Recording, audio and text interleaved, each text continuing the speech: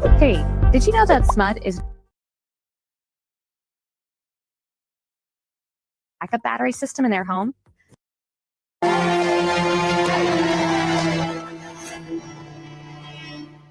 The long-running crisis in Nigeria's main opposition, People's Democratic Party, took a violent turn at its very highest enclachons. And that was a meeting at the Board of Trustees descended into a free-for-all in Abuja, the country's capital.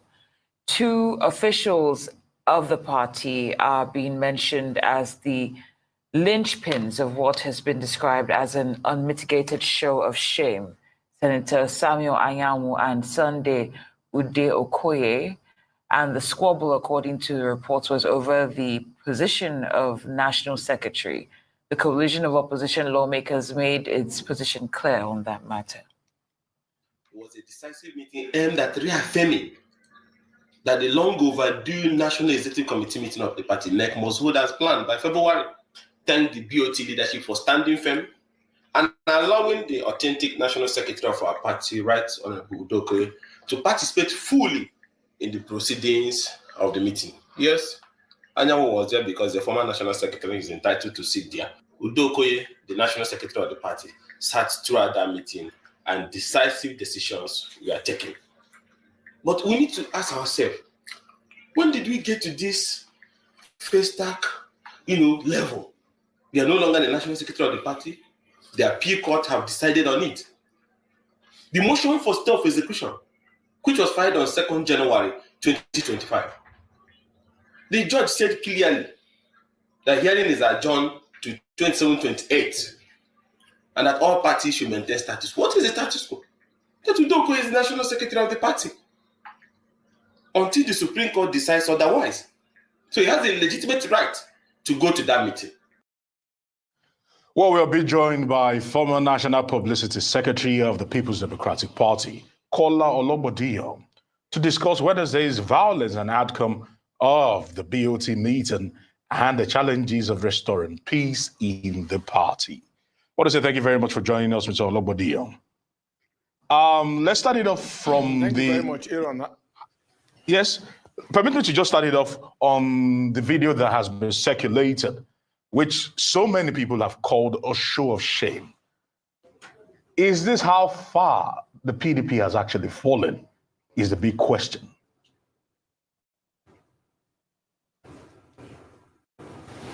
Thank you very much, Aaron. Once again, Happy New Year. And Cynthia, good afternoon. Well, having said that, it will be difficult for anybody to disagree with you going by what happened yesterday. But how did we get there? I think that is the question. How did we get to a situation in which activities of the Board of Trustees, the conscience of the party, was vehemently disrupted? I think that's remained the question. And how did we get there? I watched your intro where the Honorable Gochinyere tried to bring back the situation, which was that, Senator Sam Anyanwu went to contest for governorship, and the geopolitical zone of the southeast of the People's Democratic Party came together and nominated, as required by the constitution of the party, that Honorable Ude Okoye serve as a replacement. Well, Senator Anyanwu disagreed, went to court, and when Ude Okoye was not recognized, he also went to court. The High Court, both court of coordinated jurisdiction, each of them won in their respective courts, but Anyanwu proceeded to the Court of Appeal. And Senator Anyanwu's appeal was not upheld. He lost the appeal, and Ude Okoye presented himself to the party. And the party, through the National Public Secretary, Debo Ologun Agba, said they will honor the position of the Court of Appeal, which favored Ude Okoye. Ude Okoye presented himself to the party by making an appearance at the party and saying that he had his own office. So this crisis was there. Then the Board of Trustees, it his own wisdom, as the conscience of the party, he invited Udo Okoye to their last meeting. Another meeting of yesterday, the matter was to say, okay, let's see what you people have. Party A, bring your court records of judgment. Party B, bring your court record of judgment. Let's see what has happened. Because the party is in quandary over the matter that the Court of Appeal, where Senator Anyanwu filed for a stay of execution, before it would decide, the president of the Court of Appeal pulled the matter to Abuja and sat over it and took a decision with a panel that status quo antebellum be maintained, pending January 27th, when decision will be reached. Today is January 30th. As you and I are on this platform, no decision had been reached. Invariably, the NWC believe, or yes, the NWC that has already approved Udo Okoye believe that Udo Okoye is the substantive national secretary. So it was this matter that the BOT tried to intervene upon when Udo Okoye was attacked right inside the National Executive Committee meeting. I'm going by the video that is in public space. You could be seen running out when he rescued himself from his attackers. So that is the situation. It is unfortunate, it is disgraceful, it is embarrassing to every member of the party. However, Aaron, have we addressed what the issues are in the party? Until when those issues are addressed, I don't know what will become of the party.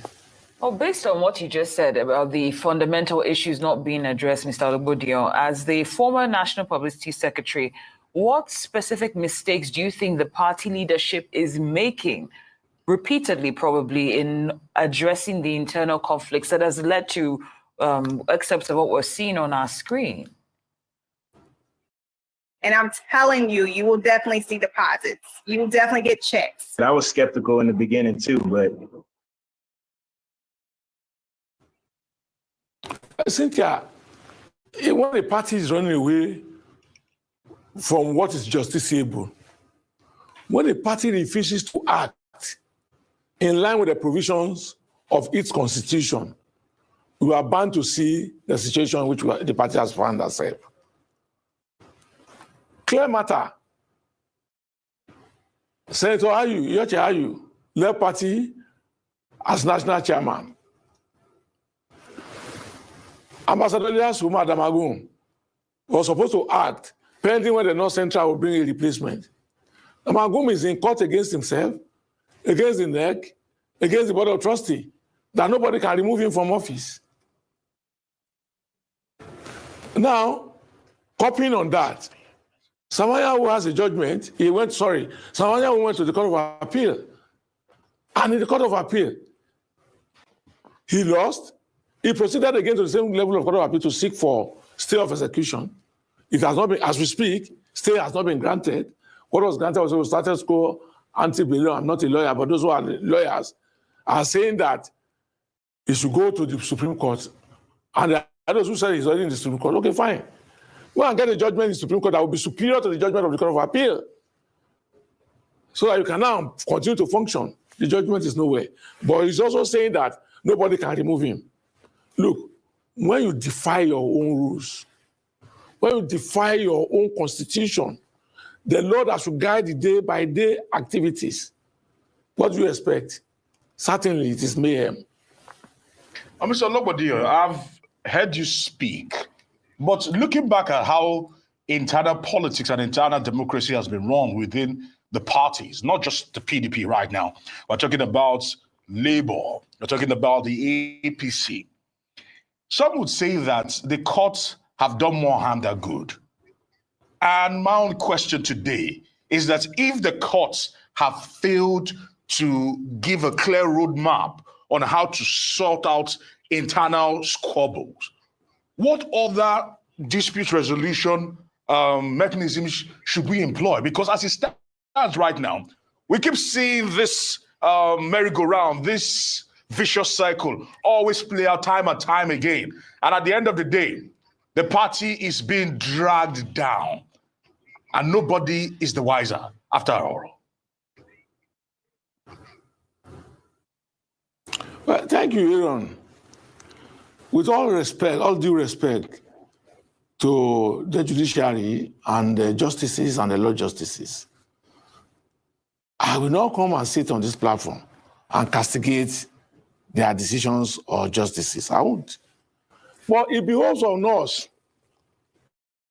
who are practitioners, who have a rule, a book of rules that we subscribe to and say we are members of our respective parties, to abide by the law, whether they were written for us by our founders or we wrote it for ourselves, to abide by it. Please, Aaron, what is the difficulty in that? The former governor of Kaduna State, Nasir El-Rufai, said parties are being run by illiterates. I would not run away from it. Because if illiterates are not running the party, if you set rules for yourself, you should be able to abide by the rule that you set for yourself. So take this situation in the PDP, for instance, where Umar Damagum is the chairman, and he became chairman by virtue of the fact of the vacancy that existed. He didn't go to convention to become acting national chairman. The one that is supposed to produce a replacement now say, in line with the provision of 47(6) of the constitution of our party, as amended in 2017, we want to produce a replacement. He went to court against himself. He went to court against NEC. He went to court against Beauty. He held down everybody. Then he went to a meeting yesterday and is blaming leaders. He should blame himself. He's the architect. So I might not clearly know the circumstances in APC.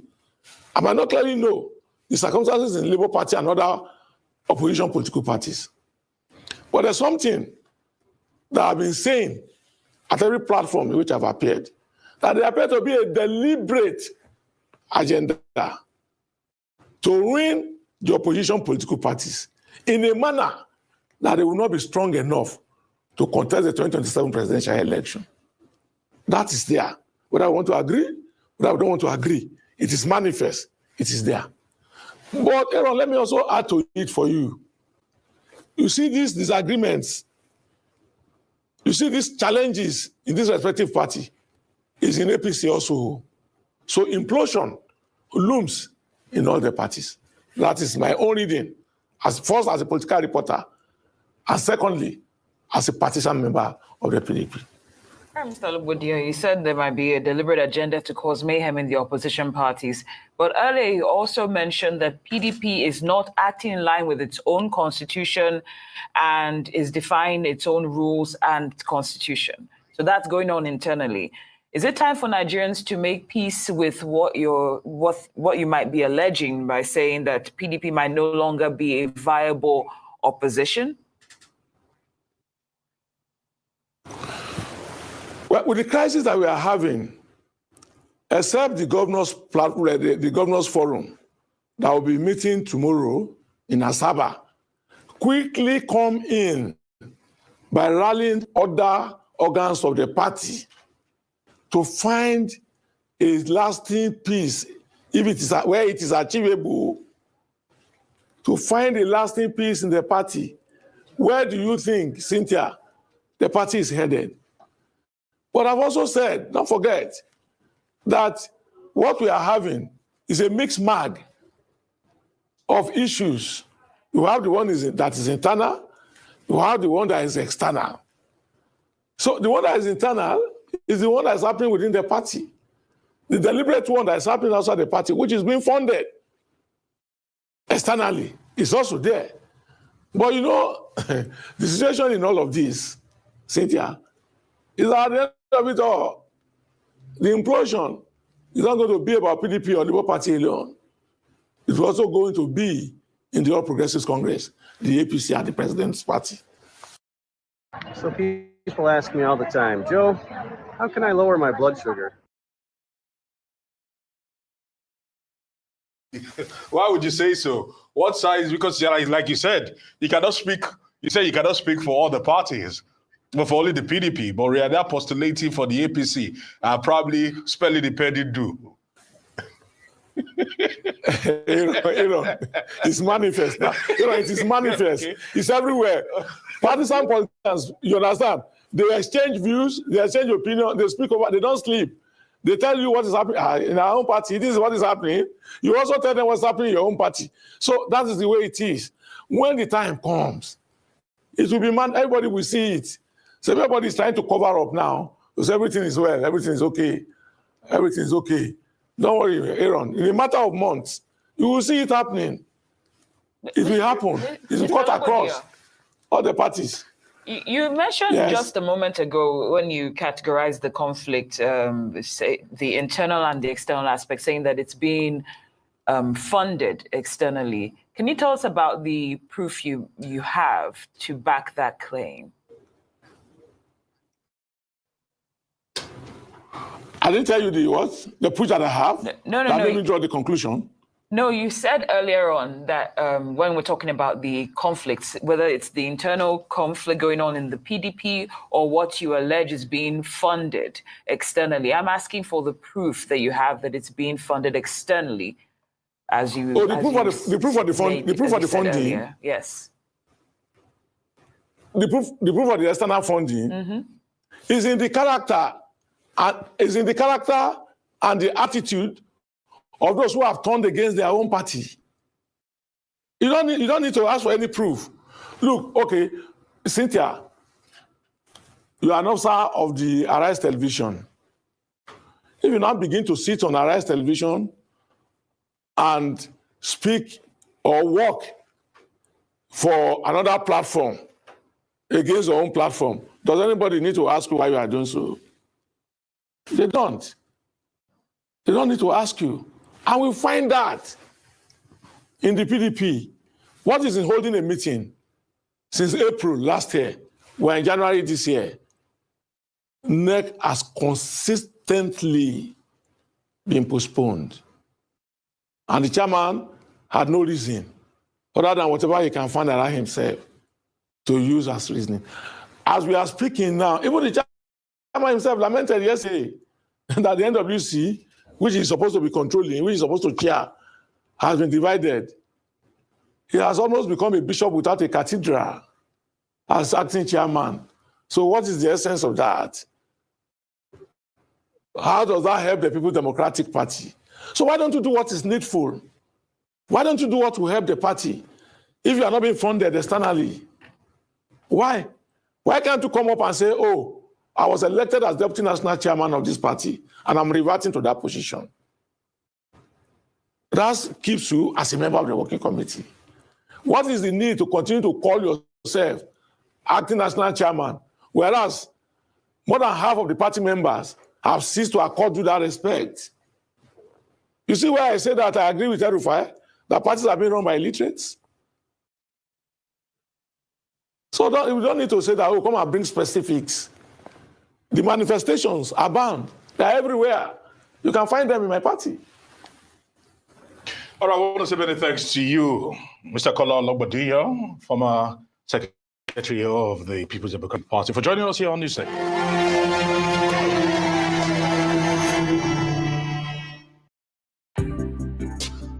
Find affordable health insurance plans. Ladies, this is a warning.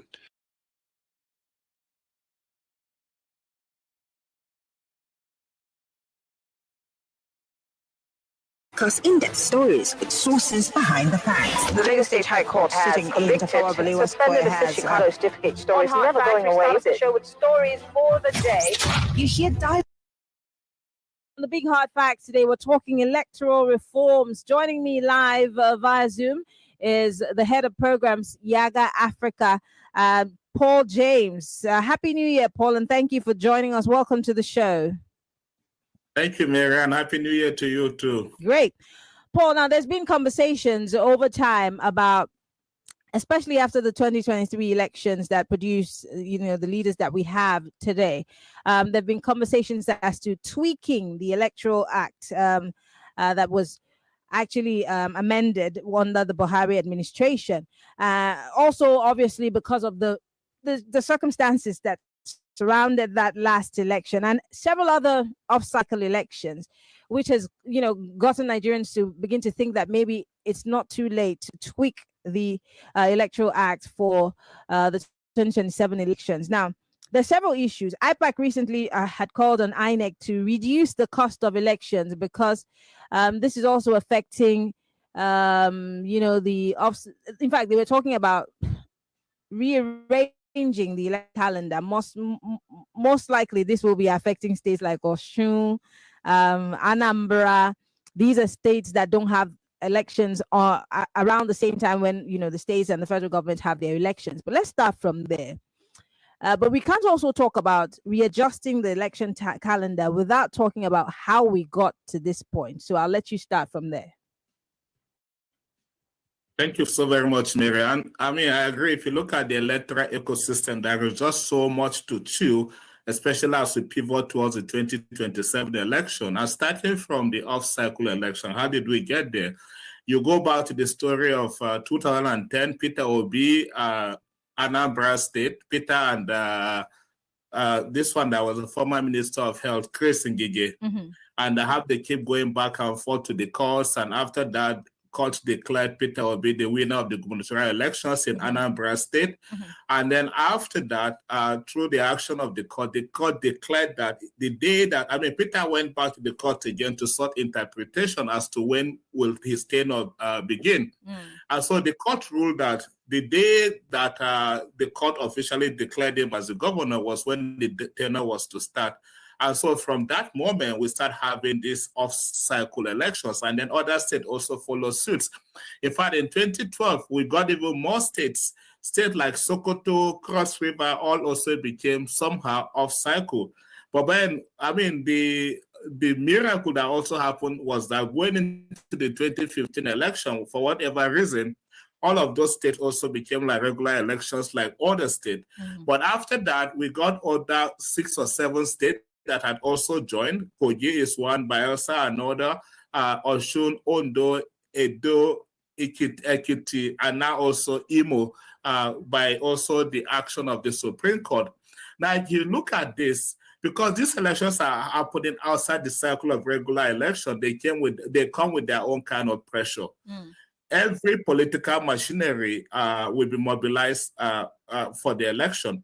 Politicians are trying to curry favor, so they use different kind of tactics, strong arm tactics, especially to win support from the people, the security and all of that.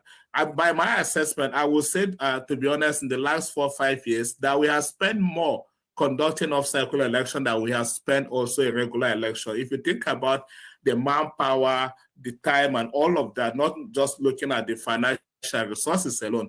But I'll go back to the idea of the pressure. The quality of these elections at some point have also been questioned, not necessarily because the commission did not also do well, but because you also want to ask the question, was it a fair context based on what, go through the election?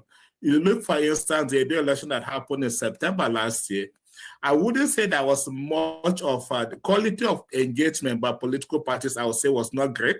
What they did was to save up until election. They engaged in vote buying. Not only did they engage in vote buying, what we saw was a kind of politically exposed persons that came to the state, all to get support for their party. The vice president was there, the Senate president was there, even on election day. More than 30 governors were in the state. Now, what does that mean? It will stretch even the resources that you have available in the state.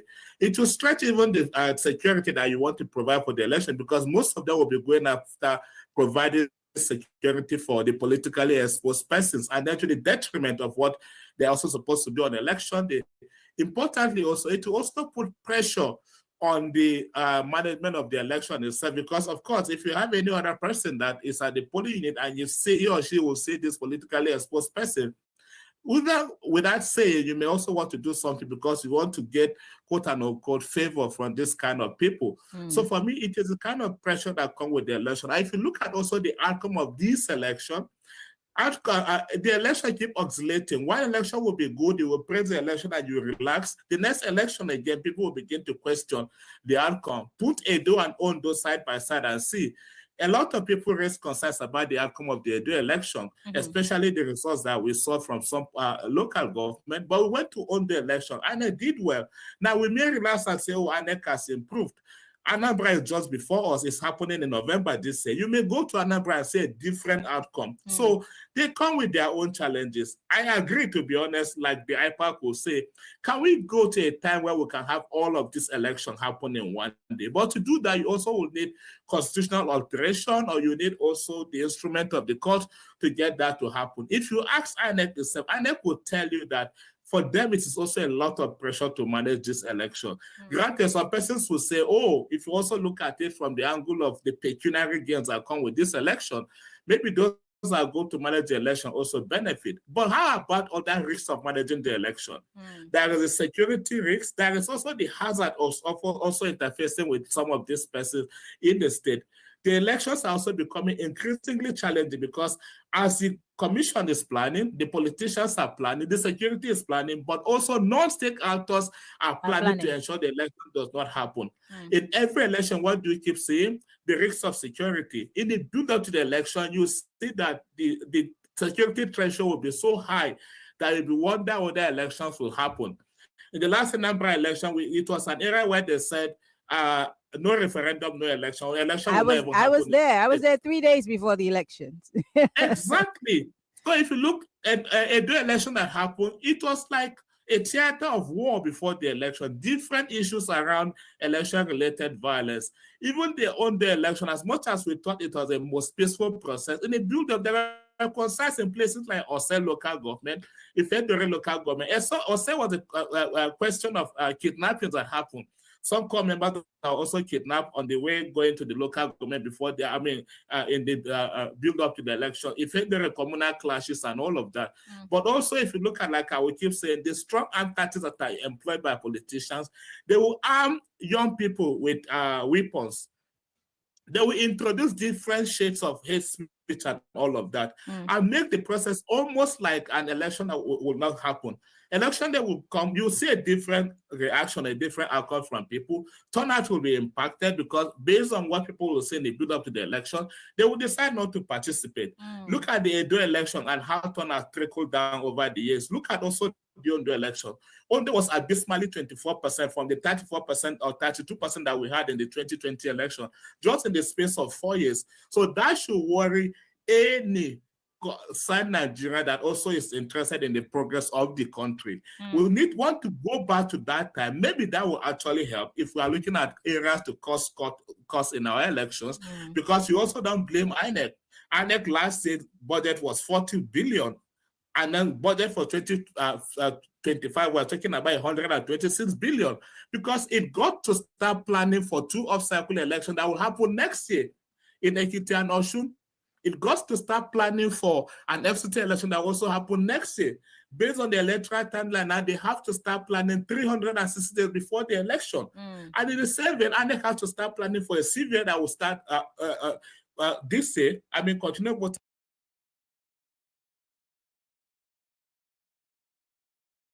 5 words.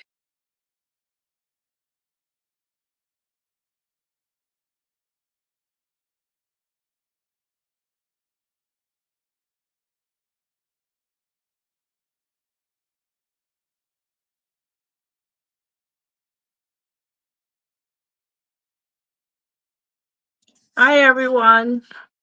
How's everybody doing? Greetings. Happy Monday to you. I hope everybody is doing good. Yes, I am back. Welcome to my channel. Greetings to you once again. Thank you all for coming by. Queen Tia, I see you. How's everything going for you? Yes, so the reason why I played the previous videos is to kind of give us like a foundation. First of all, not necessarily a good foundation to say, just to express and expose to you in case some of us have forgotten, because, you know, we have a tendency to forget the issues that we have in Nigeria because there's so many happening at the same time. Let's not forget, like you heard in the previous video that I played, the guy that was talking about the issues within the PDP and how he related it to the issues in the LP and then the APC. So for anybody who's coming up here and say, oh, you know, this party, that party. Anyway, let me just say this. Let me put this out here. I, for one, I don't know how an election is going to work in Nigeria if the INEC, the electoral laws, INEC chairman, the justice system remains the way it is. I don't know. I don't see it. Okay. But I'm only doing this video for the sake of those who are considering elections and really working towards or believe that election is going to give us what we need. So I'm here to give you some level of support, not throwing my all in. I'm just playing my own part. I'm just playing a role here. Okay. So if you are considering election in 2027, you heard this last man speak now. Now, he's saying 365 days. I say, as soon as the election in 2022, 2023 was over, the very next day, moves needed to be made. I get it. We're all disappointed. We're all knocked down because a lot of us were shocked at the outcome of the result. But okay, we move again. We have to go back to the drawing board, figure out how are we going to, not forgetting that the last election we won with a landslide. We have to think about, for those of you that are considering elections, you have to consider how do we exceed what we did before, and how do we put the necessary things in place such that what happened before does not happen? And if it does, what do we do? These are the types of conversations that need to be happening on a large scale everywhere. We cannot give up because Nigeria is all we had.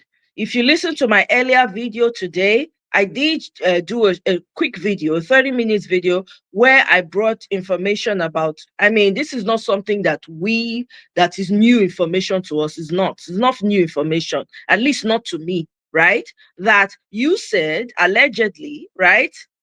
They sponsor regime changes in countries. Okay, there's an office that sponsors it. They have offices in every, I can't remember what word was used, but please go back and listen to that video. So my business is Nigeria. How do we exceed what we did in 2022, 2023? Forget about candidates now because nobody has come out to declare, okay? Even though there are people who are talking in the background and say, oh, we really don't know who the candidate is going to be until 2027, until the time of the election, when they show themselves. But as citizens, we need to be getting ready. As lovers of Nigeria, as those who believe in Nigeria, we need to be getting ready now. Not be when 2027 reach, everybody will not be running around like headless chickens. It doesn't work like that. Preparation, preparation, preparation, non-stop until we get the desired results. If you are not tired, if you are not sick and tired of what's happening in the whole of Africa as a whole, I don't know what else to tell you, right? As a side note, I'm sure you guys are aware of what's happening in Rwanda and Congo. We can only do one thing at one time, okay? We're going to be talking about that in my next live, right? Hopefully there'll be people who have more information, but I have some videos lined up that's going to touch on the Rwanda and Congo conflict. Now, back to Nigeria.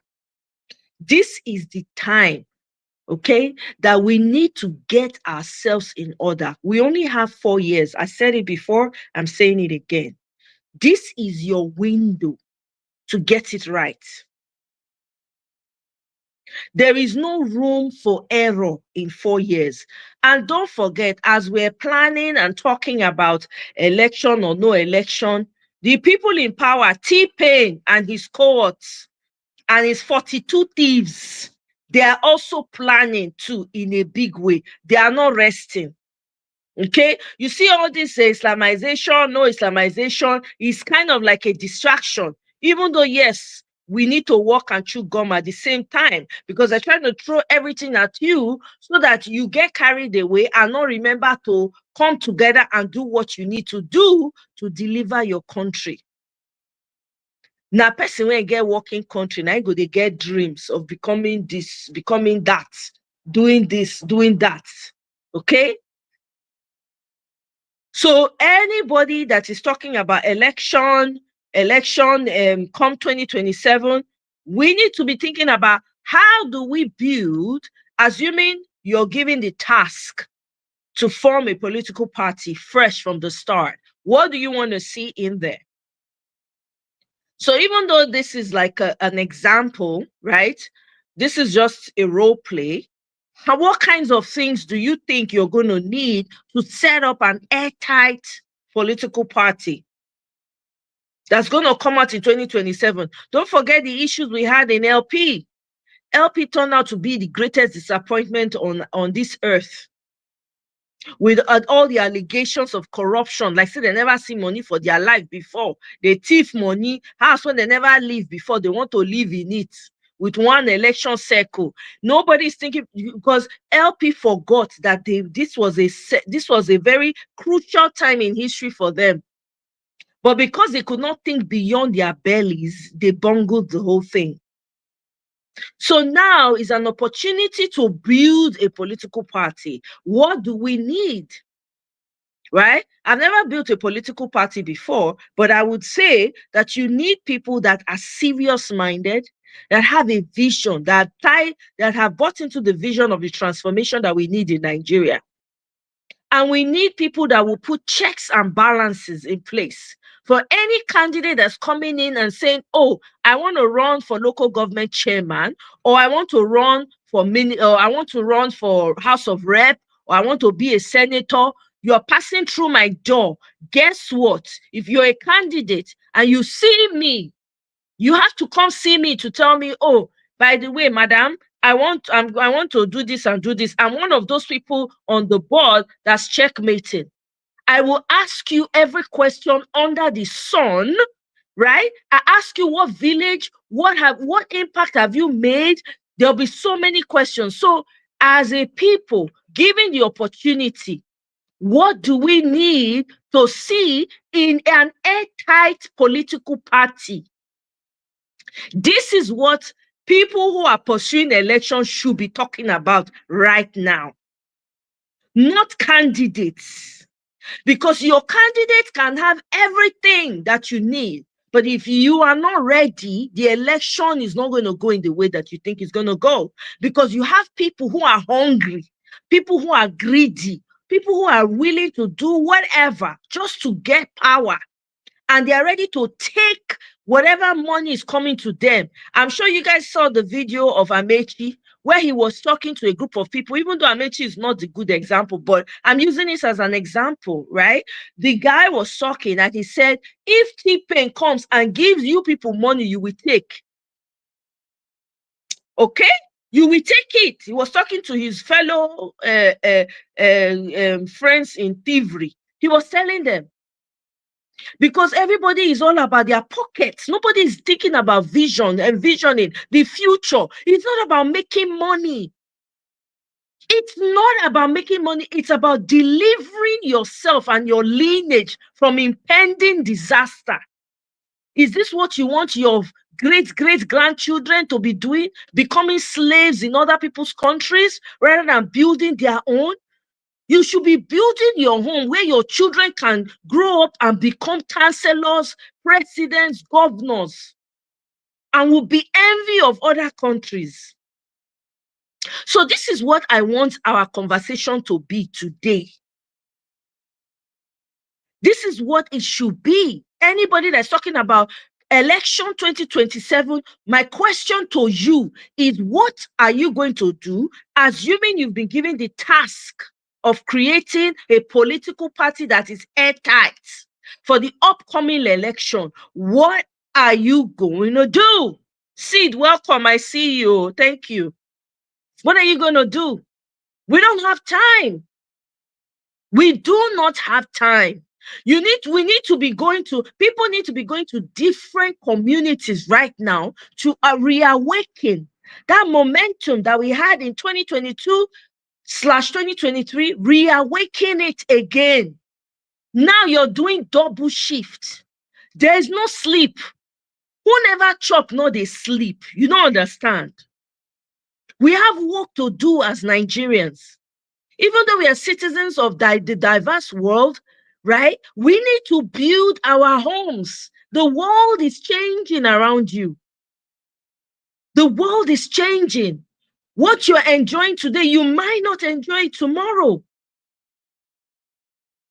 Everything that's been exposed, that's playing out in the media, is not something that you don't already know.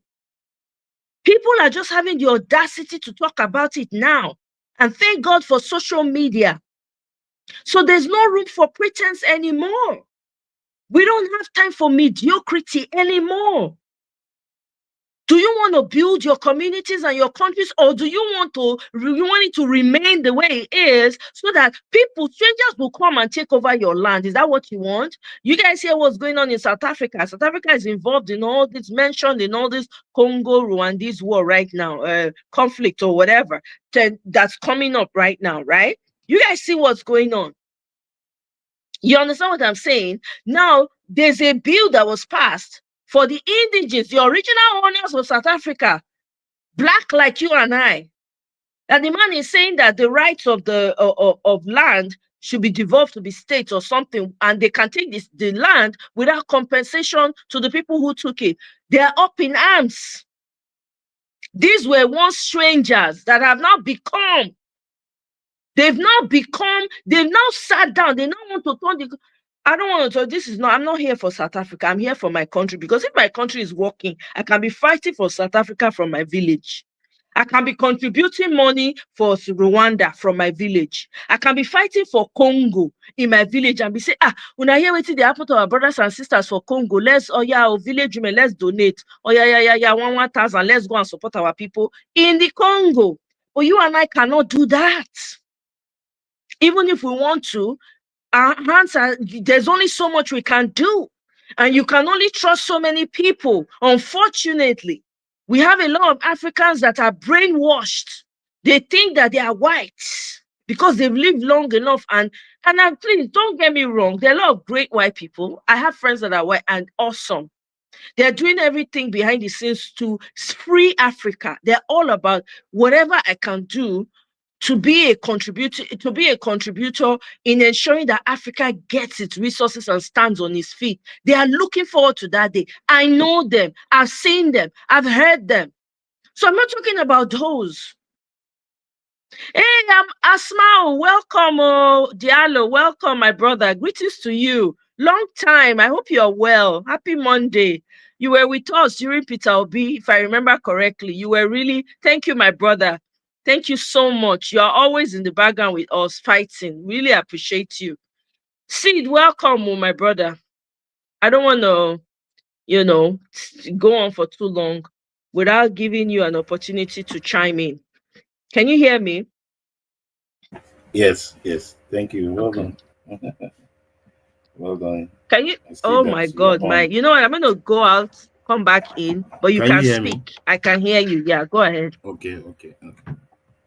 I think, this is a very good discussion in terms of what we need to do to build a political party.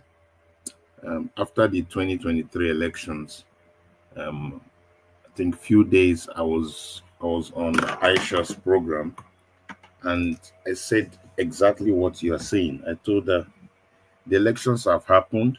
I don't know how the court system will go. I don't know how all those things will go, but there are basic things we need to start doing now. First of all, Peter Obi already has the base. He has a base. I always liken it to what Trump has done. Trump was just a generic politician, but he now created a base, which is called MAGA. So Peter Obi has his obedient base. Now, from that base, you need to now be able to mobilize and work within the Labour Party to make the Labour Party to become a very big party with a clear-cut ideology and agenda, and make it to be a party of the people, so that the people can register wherever they are. Even if you are registering Nigerians in diaspora, people can go online, register, and be part of the political party. Even if you have dues of 10 naira and all that, I'm just using that as an example, people will pay their dues to the party. That will be very low dues, so that the party is not hijacked by, money bags. Because the truth is that Nigerian parties over the years, right from the times of Babangida's time, is just a collection of money bags. Because people don't know some of this history. It was the parties of the Awolowos and the Zigs, the UPNs and all that. It's those parties that you had a lot of buying from the people, Amadu Bello, all those guys. They created parties that the people bought in, and they had clear ideology. You knew the ideology of the Awoists, the Awolowos. You knew the ideology of, Tafawa Balewa, Amadu Bello. You knew the Zikist movement. They had clear ideologies, and people bought in. People put their money, people paid their little dues to create those parties. But when we moved into the military era, the military just allowed their croons to create parties. And whenever they did not like what was happening, they shut it down. All right. Then we now saw Babangida move to two-party system, the NRC and SDP.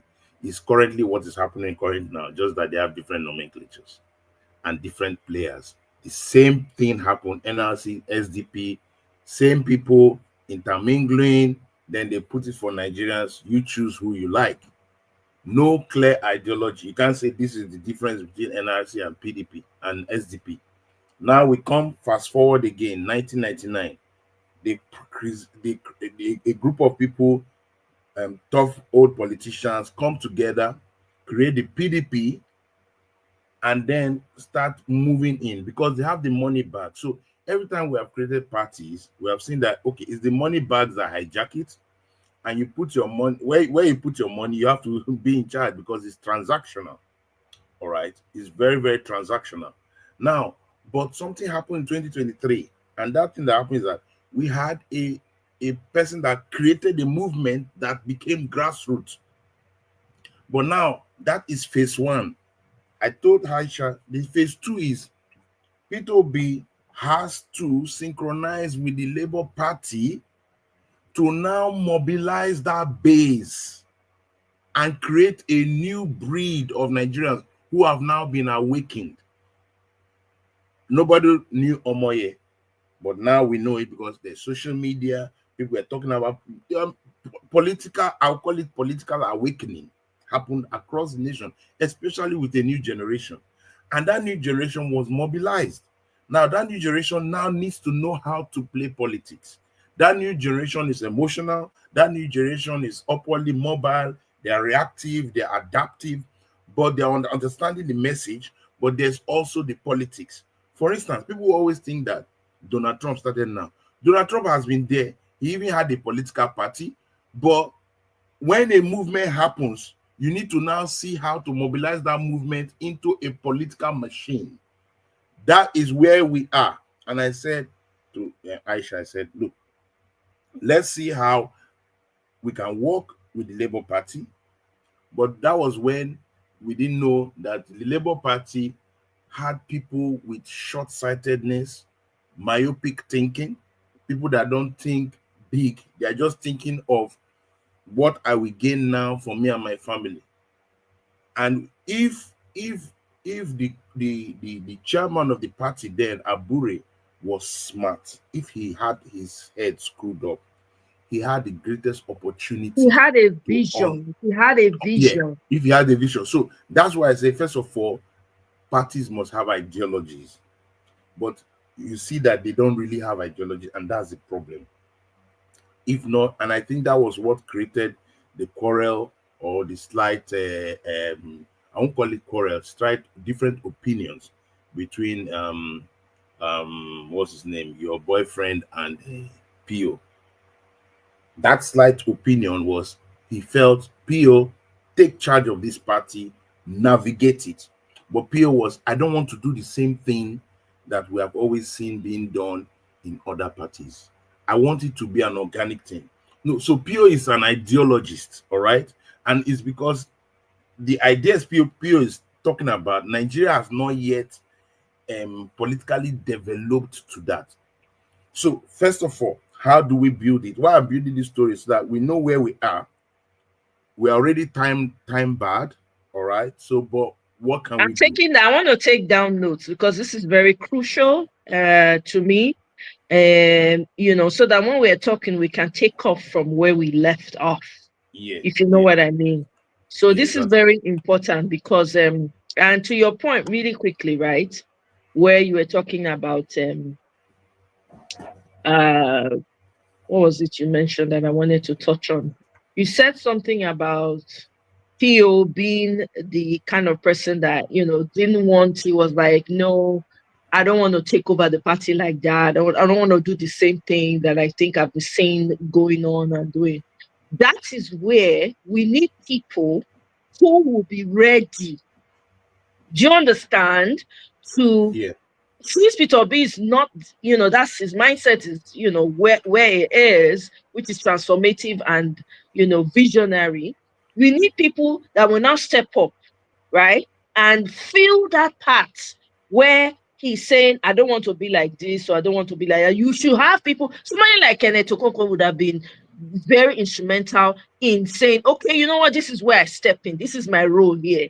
My role is, right, taking charge of this party and making sure it runs. So that Peter Obi is not just, let's say, and I'm using this as an example, Peter Obi has not come out to say, I'm coming out president now. Nobody, no, this is just in preparation for when we eventually decide. Who knows? Maybe the party itself, it is us that we create it. We that we are talking here. We don't, you never know, right? If in order for us to have parties, we have to have one. Let me put it here.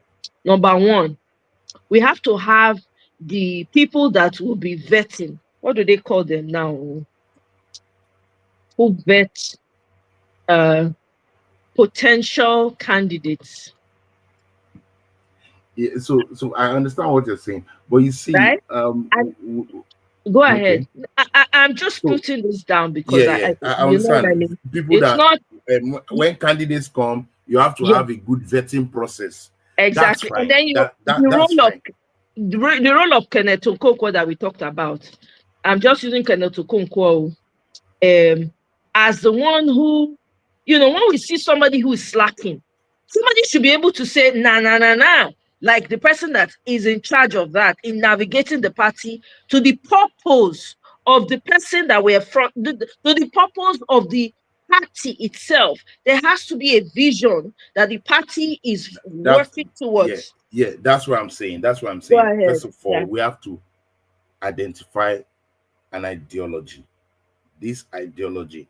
For instance, for discussion's sake, let's say Peter Obi is the person that, what is his ideas? How has he framed his ideas? What does he think about in terms of his ideas for all kinds of issues? Then if those ideas, because not every idea you will buy, you may like 30 or you may like 50%, 60% of the idea. Some of those other ones, because there's no political party that has a very holistic idea, but they have a boundary where they are. They have a boundary, okay, this is basically what they are. So first of all, we need to say, this is what we are, number one. Number two, before you start a vetting process, if you make, and that's where Peter Obi is moving, his mind is on, is that vetting process. Sorry, welcome. That vetting process, vetting process, it should be by the people. So if a political party is organic and everything in the political party is done organically, that means you or anybody can actually vote for the party officials, people that control the party. You can vote for him because, number one, the criteria for voting is that you're legitimately a party member. You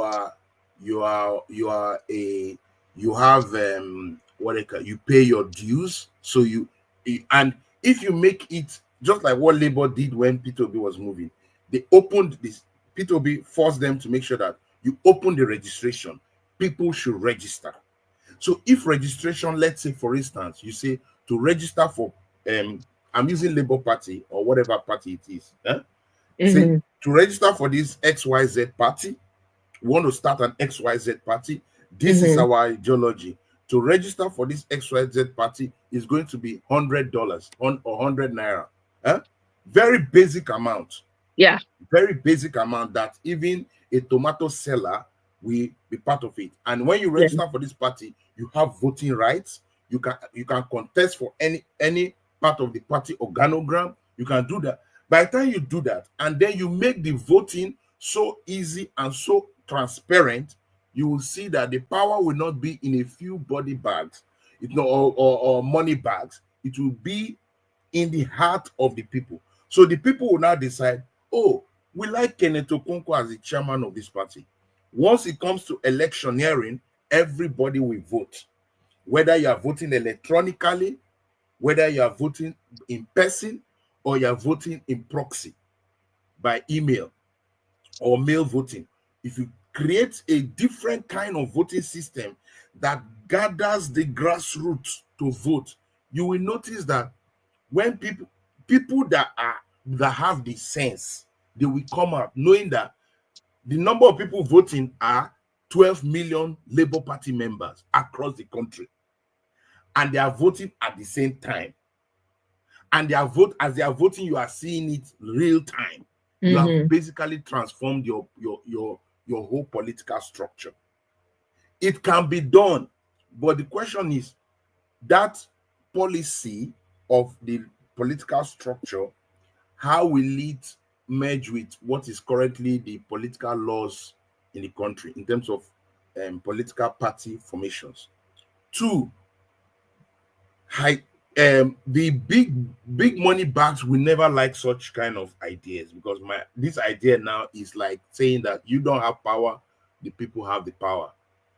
So that means, as Abure is talking like this, the people can mobilize and say we are creating a vote of no confidence on the leadership, and we can institute a check in such a way that we'll have a new leadership structure that will come in.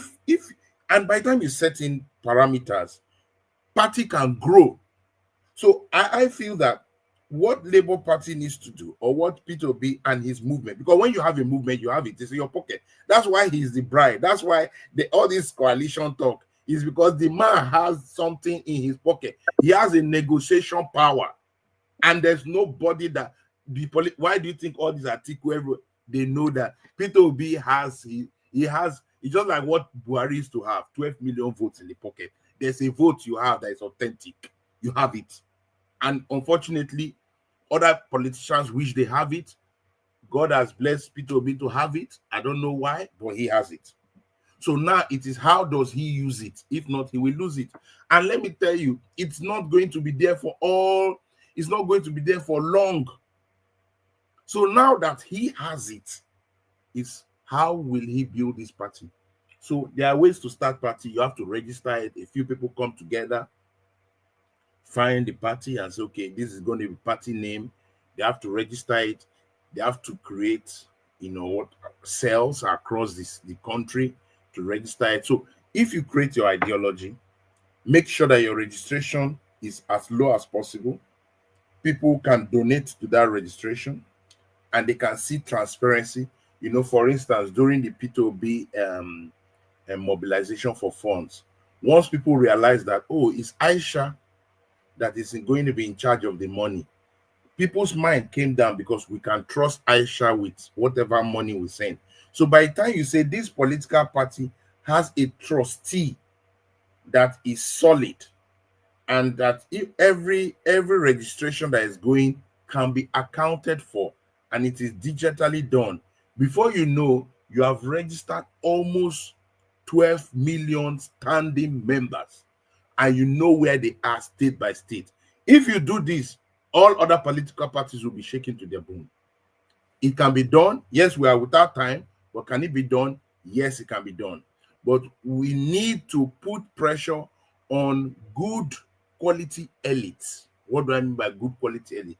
People like the Patutomis of this world, people that have right mindset, the Okonkos of this world, you know, people with the right mindset, can they come together, form this political party and open it up to the grassroots? Open this political party to the grassroots and let us start registering. Whether you are in diaspora, we can register from online. Make that party very upward mobile, that the market seller in the Alaba market can register with her phone. She will open her phone, go into the party website, put her details, and register for 50 naira. By the time you do that, and everything in simple language, this is our ideology. We are going to provide free education. For instance, I'm just giving an example. We are going to provide this very simple language that the vulcanizer on the street understands it. No big grammar. Leave big grammar for educated people. The vulcanizer, the person in Medugri, he will understand it in the language they understand. Whether it's in Igbo land, whether it's in Medugri, whether it's in the Southwest, like everybody, when you talk of Awoism, you talk of free education because it was a clear-cut ideology. So you have a clear-cut ideology. 1, 2, 3. Not agenda. Agenda is short-term. Ideology is long-term. So we're not saying that P2B will achieve all this. No. We're saying that the party has this ideology and the processes within the party allows you on the grassroots to come up. Once you have that and there's a buy-in, then your electoral process must be very transparent, easy to do elections, and very transparent to see results. As soon as you do that, before you know, even professionals will join, elites will join, and people will campaign. If you are good in your local government, you campaign. And the same way they do local government election or ward election should be the same way they do the national election. So ward election, if it is an online process, people can vote online, people can vote in person, people can vote by proxy. They should be able to do it so that you now, Omoye, you can vote in your ward in Edo State while you are here because it matters to you. So when we do that kind of thing, people will say this party makes sense, but P2B is in a conundrum. The problem that P2B is in now, how does he create a new party? How will he move quickly to create a new party? Because the Nigerian mentality is the problem.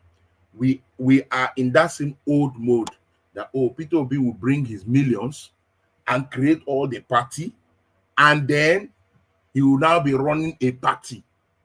P2B is trying to avoid that. So that means Nigerians must come together, one or two, like I said, of principled elites that will come together and say, okay, can we pool our resources for the what we usually call the principal funds or the pilot funds, because the party will need pilot funds for registration, blah, blah, blah, for all the technical things. All right, 10 of us, can we pool the resources and bring into that base? You know, like what a guy is saying, a low financial commitment from a large base, i.e. 5 million, can guys, if they start now, exactly.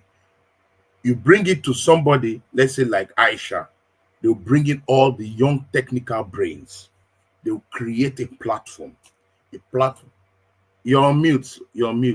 They create a platform that will organize. So it doesn't have to be only Aisha that is no, capable. I'm using as an example. I know. I'm just saying, I'm just putting it out there, just in case people are hearing and they are hearing only Aisha. It doesn't have to be. And again, so this is the question that I have to ask the diasporans. We're all diasporans. We need to on our own, we need to do something. Either it's involved in creating of the political party, and how can we liaise with those that belong to that have that same integrity that we can liaise with in Nigeria, because they have to register it in Nigeria. If it was something that one could have done here, it would have been easy. It's just a matter of seed, guy, let's come together, let's do this. But so we have to find someone of integrity that can do that on the ground. right? Such that we can register, let's say we register the party, and then we start to call for donations. This is just for the party. This is not about, Yes. oh, which This is candidate not is coming. Well, no, this is just for our own as citizens. This is what we want to do. And then we have structures in place, just like you have analyzed now. The fee should be next to nothing. You take the form, we create a seamless, we have people who can create app 1, 2, 3, 4. Even me now, if I go to AI and sound to create app, please tell me how to go about it. AI will do that for me, right? So these are things that we can easily do. So my question now, as diasporans, instead of just saying and dishing out all these things that we need to do, what can we as a people in the diaspora, how can we come together to start to create at least a party? It might not end up being one of the forefront parties. It might not in the Nigeria. We just do our own because we get interest. We send money to our people back home. So we got to be able to do something, right? As proud citizens of the world, wherever we are, we have to be able to contribute in a way. So what do we do now? How do we go about? Who do we connect with on the ground that's not going to base with the money to register, to go and register that party? And it will be a party that we as diasporans have access to. Everything will be streamlined online. How do we go about that? Yeah, so that's why I was saying that the rules, our electoral rules and laws in our constitution hinders that. If not, you see, that's why they almost wanted to trap Peter Obi that he's taking diaspora funds. All right, so that's why they don't allow diaspora voting. That's why not anything from diaspora is shut out, especially in constitution. And that's why we need to go back to that place of saying, you know what, if you take Nigerian money as repatriation and all the things we bring to our families and Nigerians from those overseas, then you have to allow them have a voice. They know that if you do that in all levels, it's a game changer. So how do we go about that?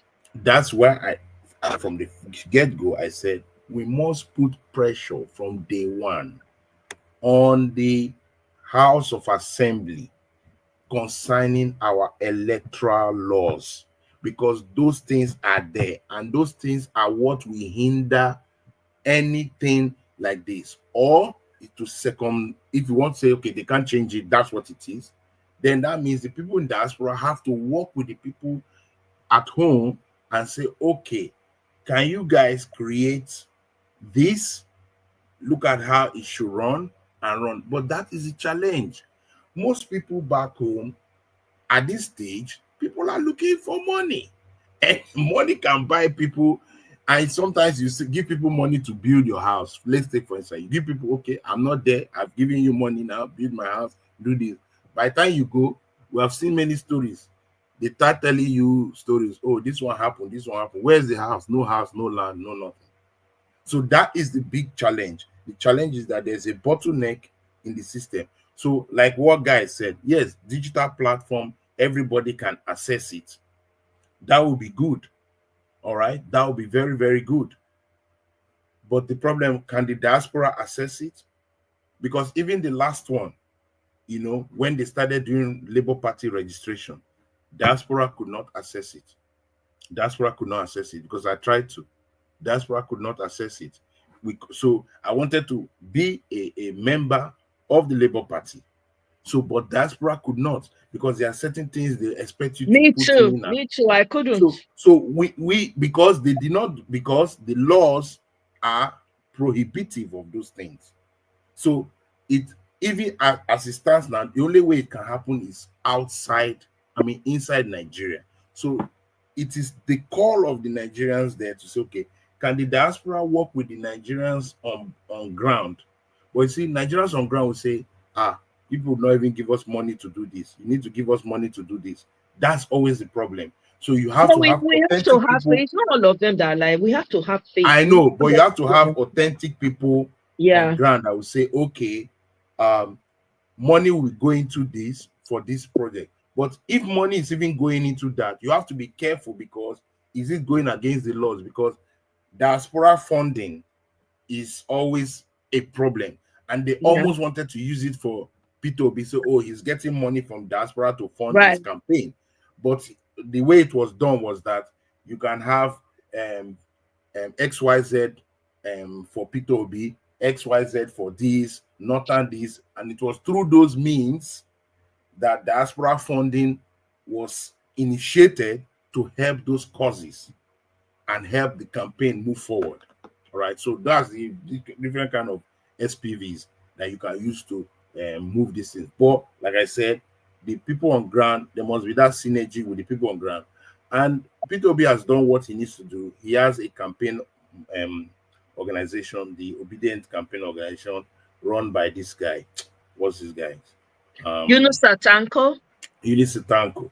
So now Yunus Atanko has the obedient paraphernalia. So I feel that he should, without any delay, start mobilizing the diaspora registration onto that obedient ideology. Make that ideology very clear that even a market woman will understand it. Make it simple. Put the places where you need to elaborate so that the thinkers of this world can think and enjoy themselves, but make it as simple as possible. Create an online platform that people can register. I know people say, I don't want to be obedient, but the truth is that you have to make any change. There must be a bit of give and take. Trump, to make his change, he had to come into a party. This woman that is against him today was his vice president when he wanted to contest under a small party, Oprah Winfrey. But today he went into the Republican Party, not because he's Republican. He's not Republican in his actions and everything. He's more of a centrist. He's just a businessman, but he needed a party. So first of all, he has a movement. Now we have a movement. Let people register. Open the registration portal, because you are not a political party. You are just a movement. You are an NGO. All right. Let them open that, because when people register into that space, they can begin to discuss. And then when you have formed a party, or there's a party that has a bit of a structure, you just migrate your movement there. Than not doing anything. So these are my few takes on this. When you have migrated and moved there, and it is from the grassroots, then to scrutinize who will be House of Rep, senators, governors, everything, it will be very easy, because the voting process will be organic, it will be transparent, and everyone can vote. If it's not like that, if it's just a few people to vote, then that's a problem. But even the electoral law affects that. In the electoral law we have now, not everybody can vote. Senators cannot vote, House of Rep people cannot vote in their parties. And that's why Agbabi is trying to see whether they can change it. So you see, that electoral law affects party rules and regulations. So it's a lot to unpack, from my own opinion, but it's not impossible. I know it's not impossible. So where do we start? I mean, this is what we need to talk about. Where do we start? How do we start? First of all, can we? I don't know. I've not been seeing much of. I mean, UNISA has been doing more of the North, because maybe they feel that the South is already preaching to the choir. If someone can talk with UNISA and say, okay, look, this is the movement. What's the party? Because I saw something that some obedience are going to ADC. I don't know how authentic that is. I know P2B is thinking of this party thing, because the Labour Party is infiltrated already. All right, it's already in problems. Now, where does he migrate to? All right, that's why he had to tell UNISA, look, start mobilizing for the obedience, keep them engaged. But now UNISA needs to expand that obedient movement because he's not a party, so he is free enough to expand it, create registrations, keep it on that level, so that you know that, okay, we have you create a data that has, okay, 12 million Nigerian based, maybe you have another 10 million diaspora.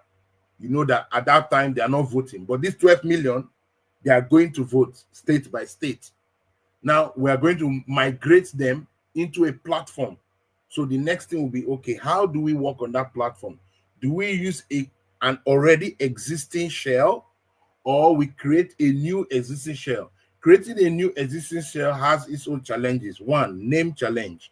You know, you have to now mobilize and make sure that the name of the party becomes well known in the short time you have.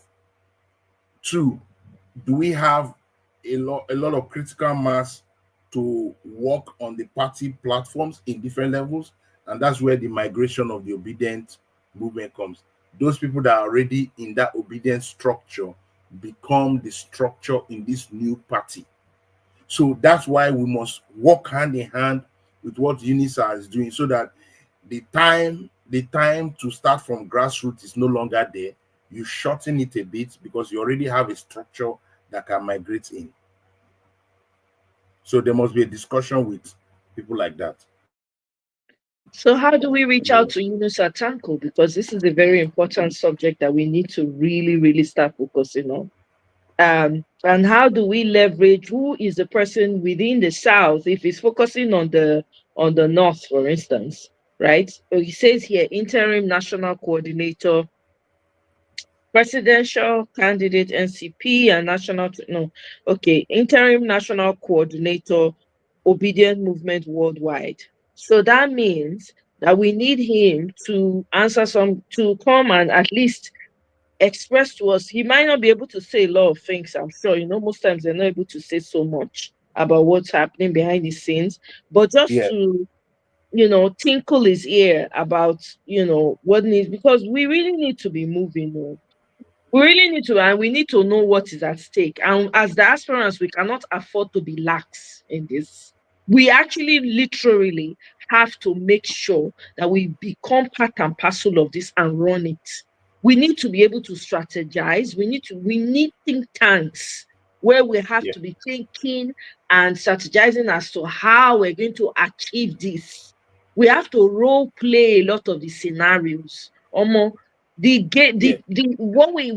work that we have to do, right, has to start, and it has to start with immediacy.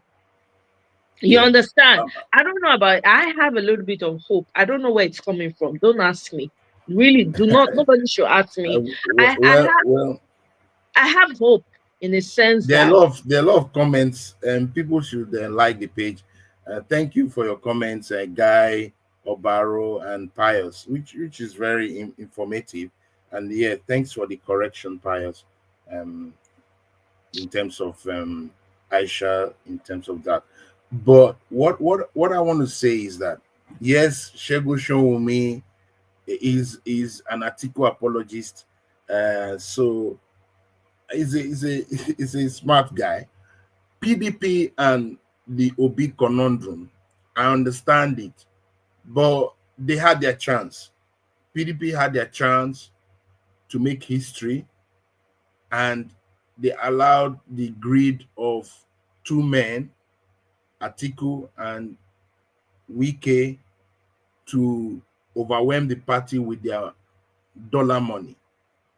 And the way the party is now is a product of what they have sown.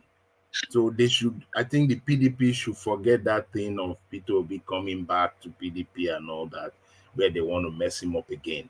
It's a joke.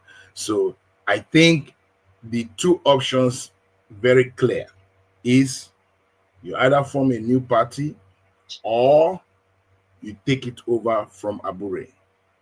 And at this stage, Abure is basically going to win the control of the party because the forces outside the party, which El-Rufai corroborated with P2B. Everybody knows that Jagaban, he will make sure that all these parties are infiltrated and given a problem so that they stay in confusion till 2027.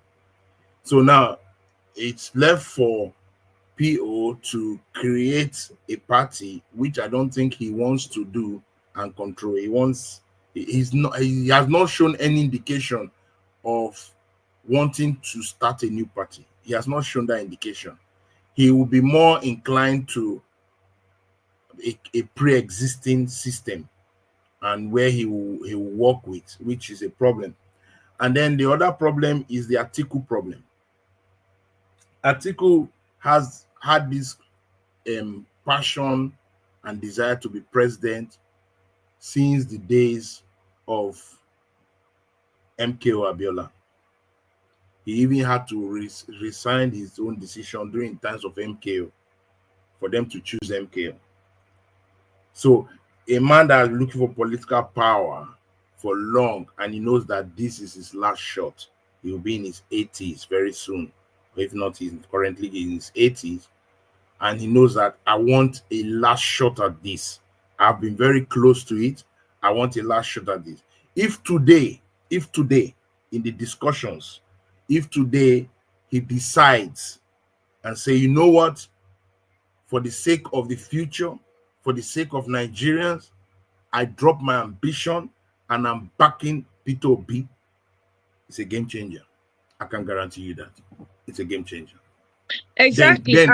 Then it's serious business. But at this stage, the northern elements feel he's the man that they want to back. And they want Peter Obi to take the vice president. And Peter Obi is saying, no, I have my movement in my pocket. I have 6 million plus voters. And I can't be pushed aside. And they know he has it. They know he even has more than that. They know that. So it's Peter Obi with his big bargaining chip fighting. And so for us outside, we need to now see what can we do in terms of work with UNISA. How can UNISA open up this system, like what Payo said, make it open so that independence, because there are a lot of independents Nigerians, all right? They are not in any party. They are just, so Nigeria has one of the largest independent followers. They are just independent. They don't like the two parties or they don't like the system. They just want something to work. So how can UNISA tap into that independent voting bloc and actually make it real on the ground, which is actual voters with voters card that are in Nigeria?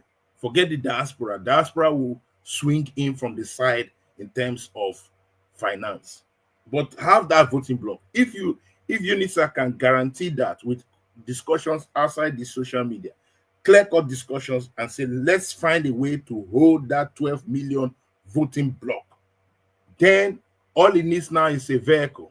All it needs now is an SPV, and that can be created. But we need to, those discussions need to be very, very, it needs to be in the works, seriously. This guy was doing something, but I don't know whether it has materialized anything. Patutomi, after the election, was doing a movement which he called the Big Tent. And but he has not yet come out with it. It has been very underground because maybe they don't want it to be snapped up.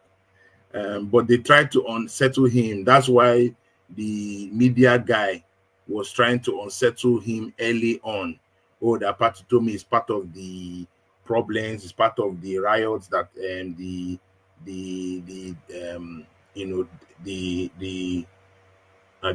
show race 10 days of rage and all that. Meanwhile, he was not part of it. So those are the issues that we have. So I think it's very clear for me in terms of what needs to be done in this short time and based on what we have as electoral laws.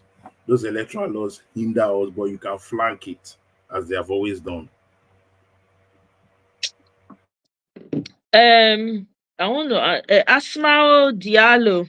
Yeah, you're actually correct. Yeah, Nigeria has to be dealt with the same way they operate. You are right, because but okay, so somebody suggested that I reach out to Dr. Damages and all of that. Maybe I would just as well do that, to be honest, because I really want to hear what Yunusa has to say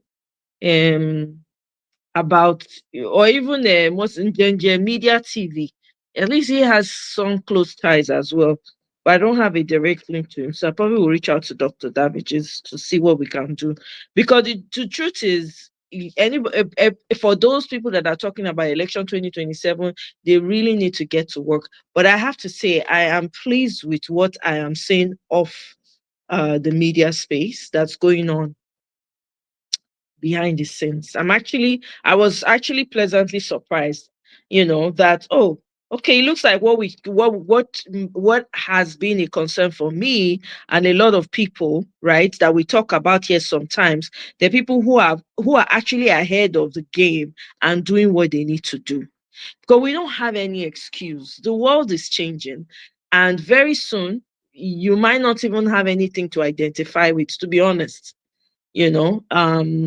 We need to fight for our own. There's no time to rest. There's no time to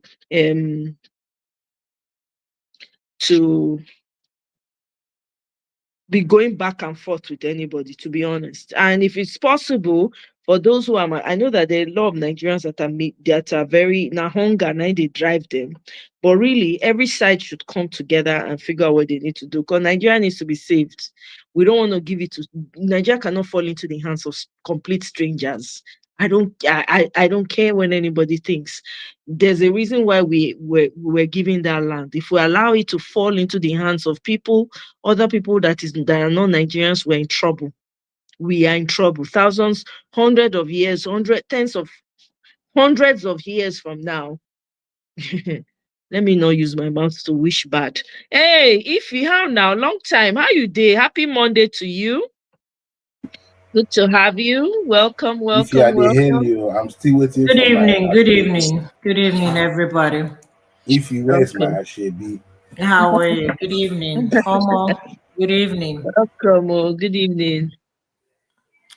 I saw your topic. What we are gonna do in the next few years to come regarding being a formidable force. I don't know. Reason why I don't know is because Nigeria is gradually heading into one-party system. It's already there. So Nigeria is gone. Forget it, right? Yeah. So now the focus the focus now for those of us that are saying, okay, election, whatever, zero, PDP zero. I'm sorry. They might have some good PVP. Let them get their asses out of there. PDP, APC, LP, all of them zero. So now we're talking about let's say we had to role play now, and it's now up to us to do the groundwork. What do we need to do as a political party to ensure that we get the country in the trajectory that it ought to be on? Forget about these other three parties now.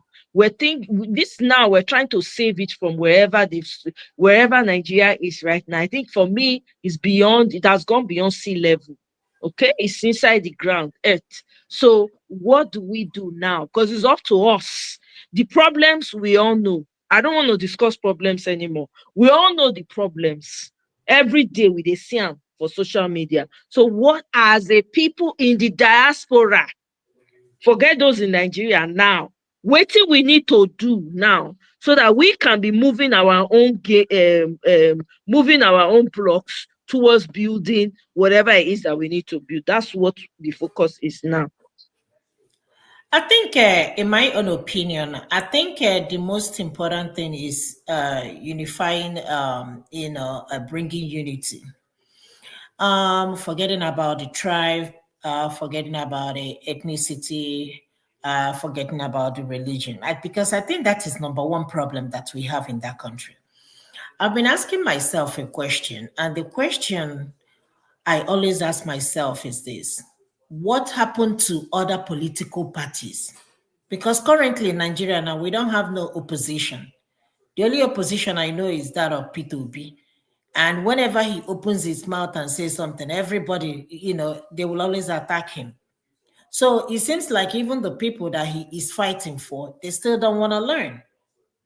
So what happened to all the somebody more Aliden, Kingsley more Aliden? Where are they? All those people. The young guy at Depo Wale or somebody also that contested. Where are all those people?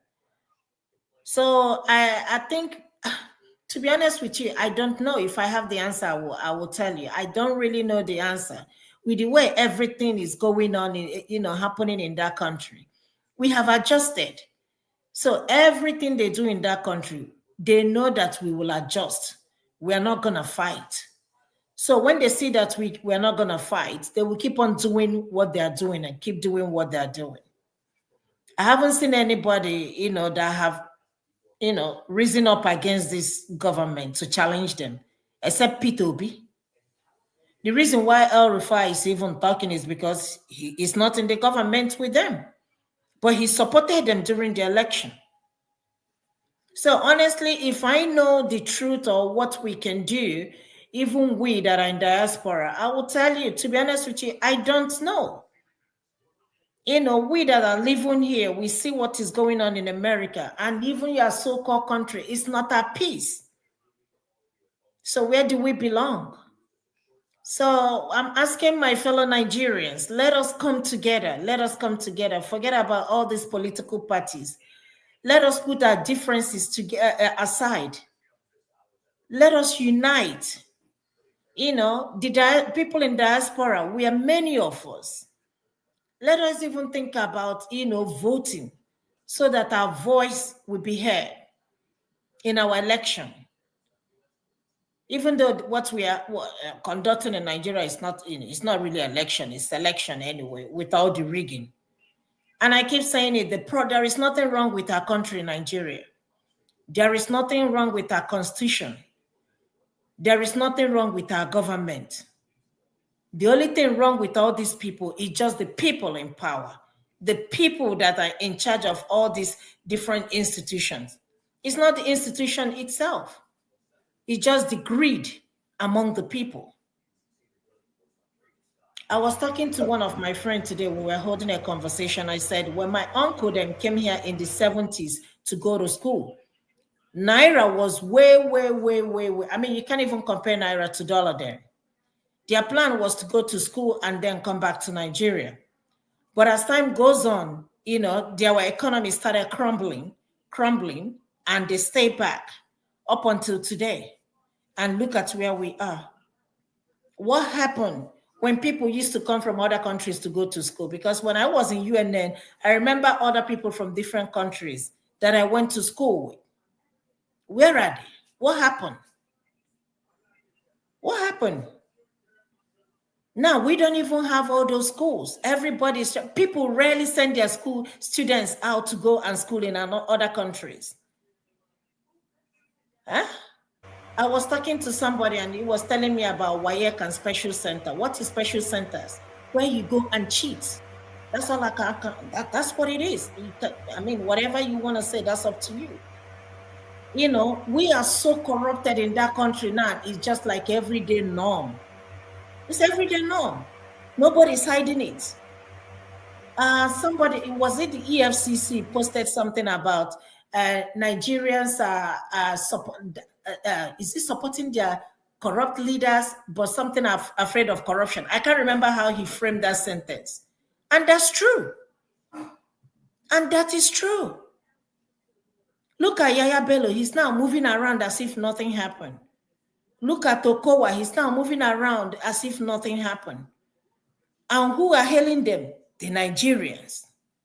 The same people they stole from are the same people that are hailing them, are the same people that are defending them. How are we even going to move forward when we don't bring all these people to book? How? How can we? It's always my turn, my turn. Politics have now become a place where you go and take your own and go. Huh? Imagine if we have common electricity. Most of us that are working remotely can work from Nigeria. What I want to say, if is okay, you say let's come together. The question is how? How are we going to do that? Remember, I said I don't know, my brother. Remember, I said I don't know. Yeah, I know. It's a problem. I don't know. If I know, I will tell you. So the truth is that it's very hard. It's very hard and very painful that a very potential country like Nigeria, we are finding how it's hard to do the basic things. And that's, I just wanted to correct some things Pius was saying. I've seen his interactions on this thing. Labour Party is about transactions. It's not only Labour Party. All the parties are transactional. So singling out Labour Party as a transactional party is not true. Every party is there. We have never had an opposition in Nigeria. We don't usually have. It's just two different sides of the coin, same coin, two different sides of the same coin. And there's nothing like, I don't even believe that statement, oh, it's PDP and APC, that the only two known political parties, you can never defeat them. That's not true. PDP was defeated by APC. PDP said they will rule for 60 years. They made that boast. Obula, for the chairman, then made a boast that they will rule for 60 years. Nobody will defeat them. But they were defeated. So there's nothing that there. A few years ago, there was nothing like PDP and APC. It was more of SDP and NRC. Can I tell you something? Sorry for cutting you off. Again, it boils down to what I'm saying. It's not the political party. It's just the people there. So even if you bring out another party and said, let us support this party, it's not going to be the party. It's just the people there.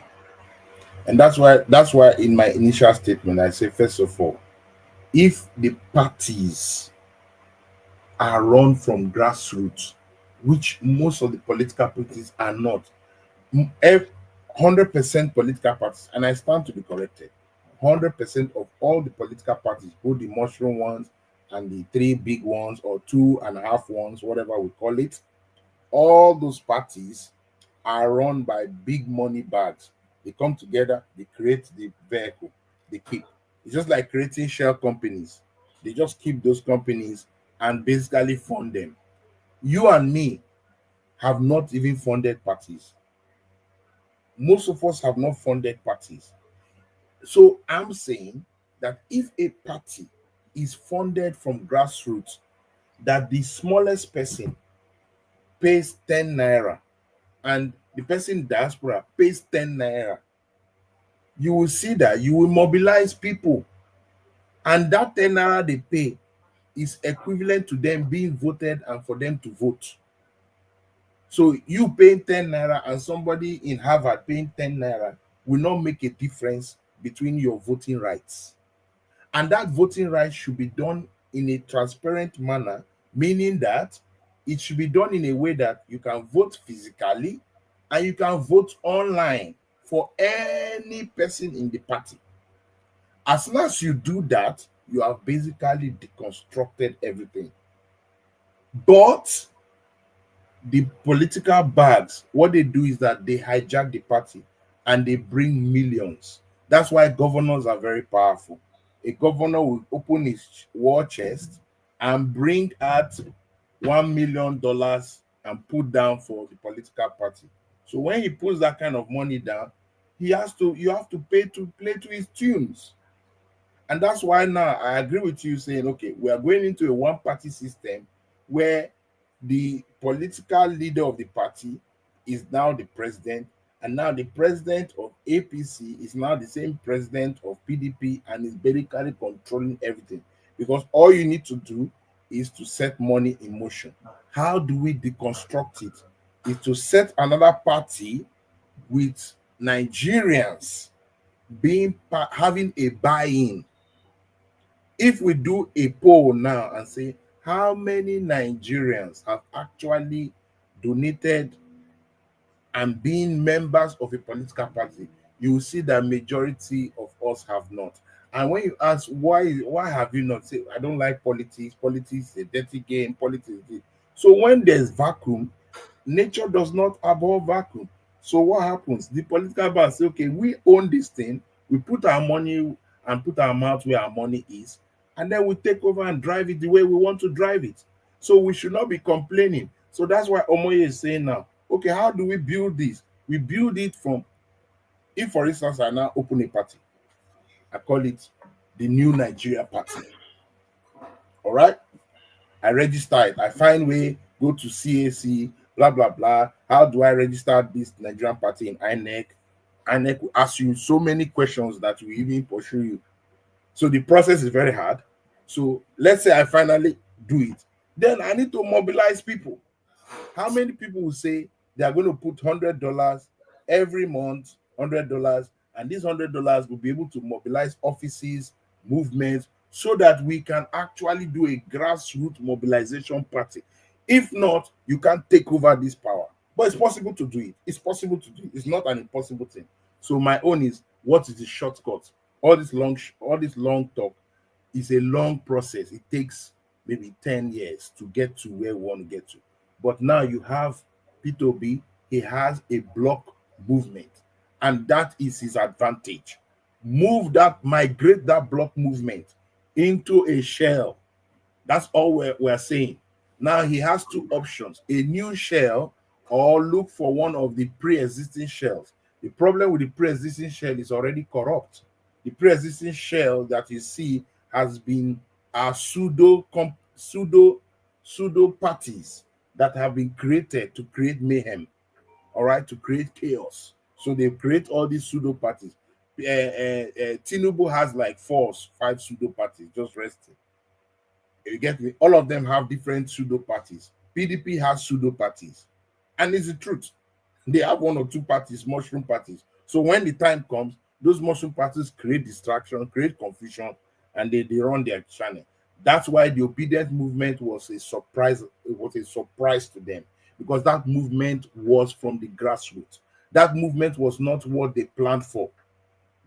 So that movement came from the flanks, and suddenly it became a threat to them. And that's why the IREV had to have a glitch, because when they saw it happening live, they had to create a glitch. Because if not, it would have been a shocker, because the defeat was very big. The defeat was massive. So they had to find a way to cushion it and turn it around.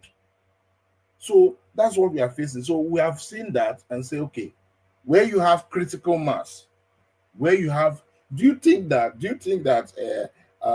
Jagaban just allowed it to be? They always create, oh, he allowed Lagos, people can win Lagos. No, he was roundly defeated, and so they had to close the IREV. And after they shut down that IREV has never worked again.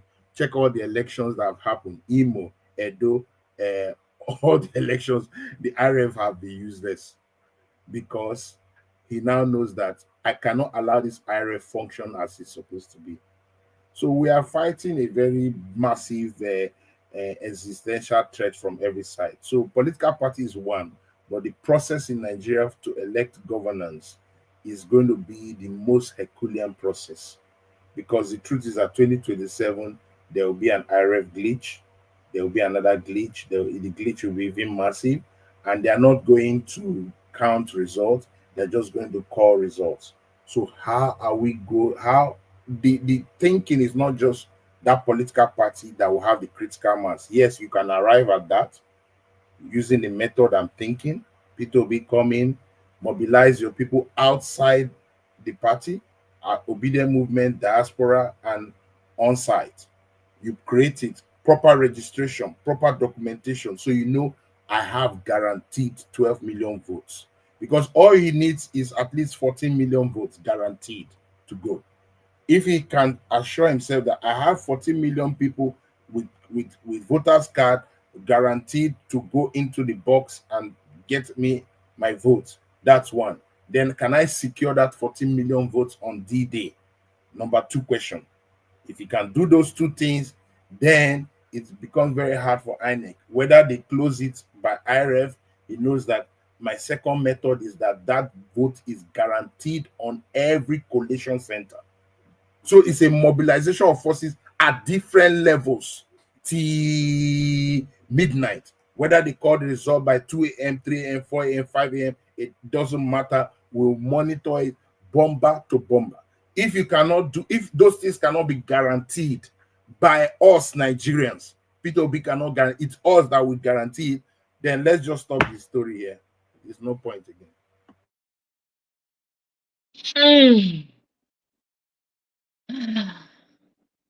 I see Asma's comment, right? Yes, Asma, you're very correct. We have very, very wicked people in charge of Nigeria. And your own take is that the diasporans are the ones that really should, because Nigerians in Nigeria, they don't use hunger, finish them. I agree. But the question now is the laws in Nigeria.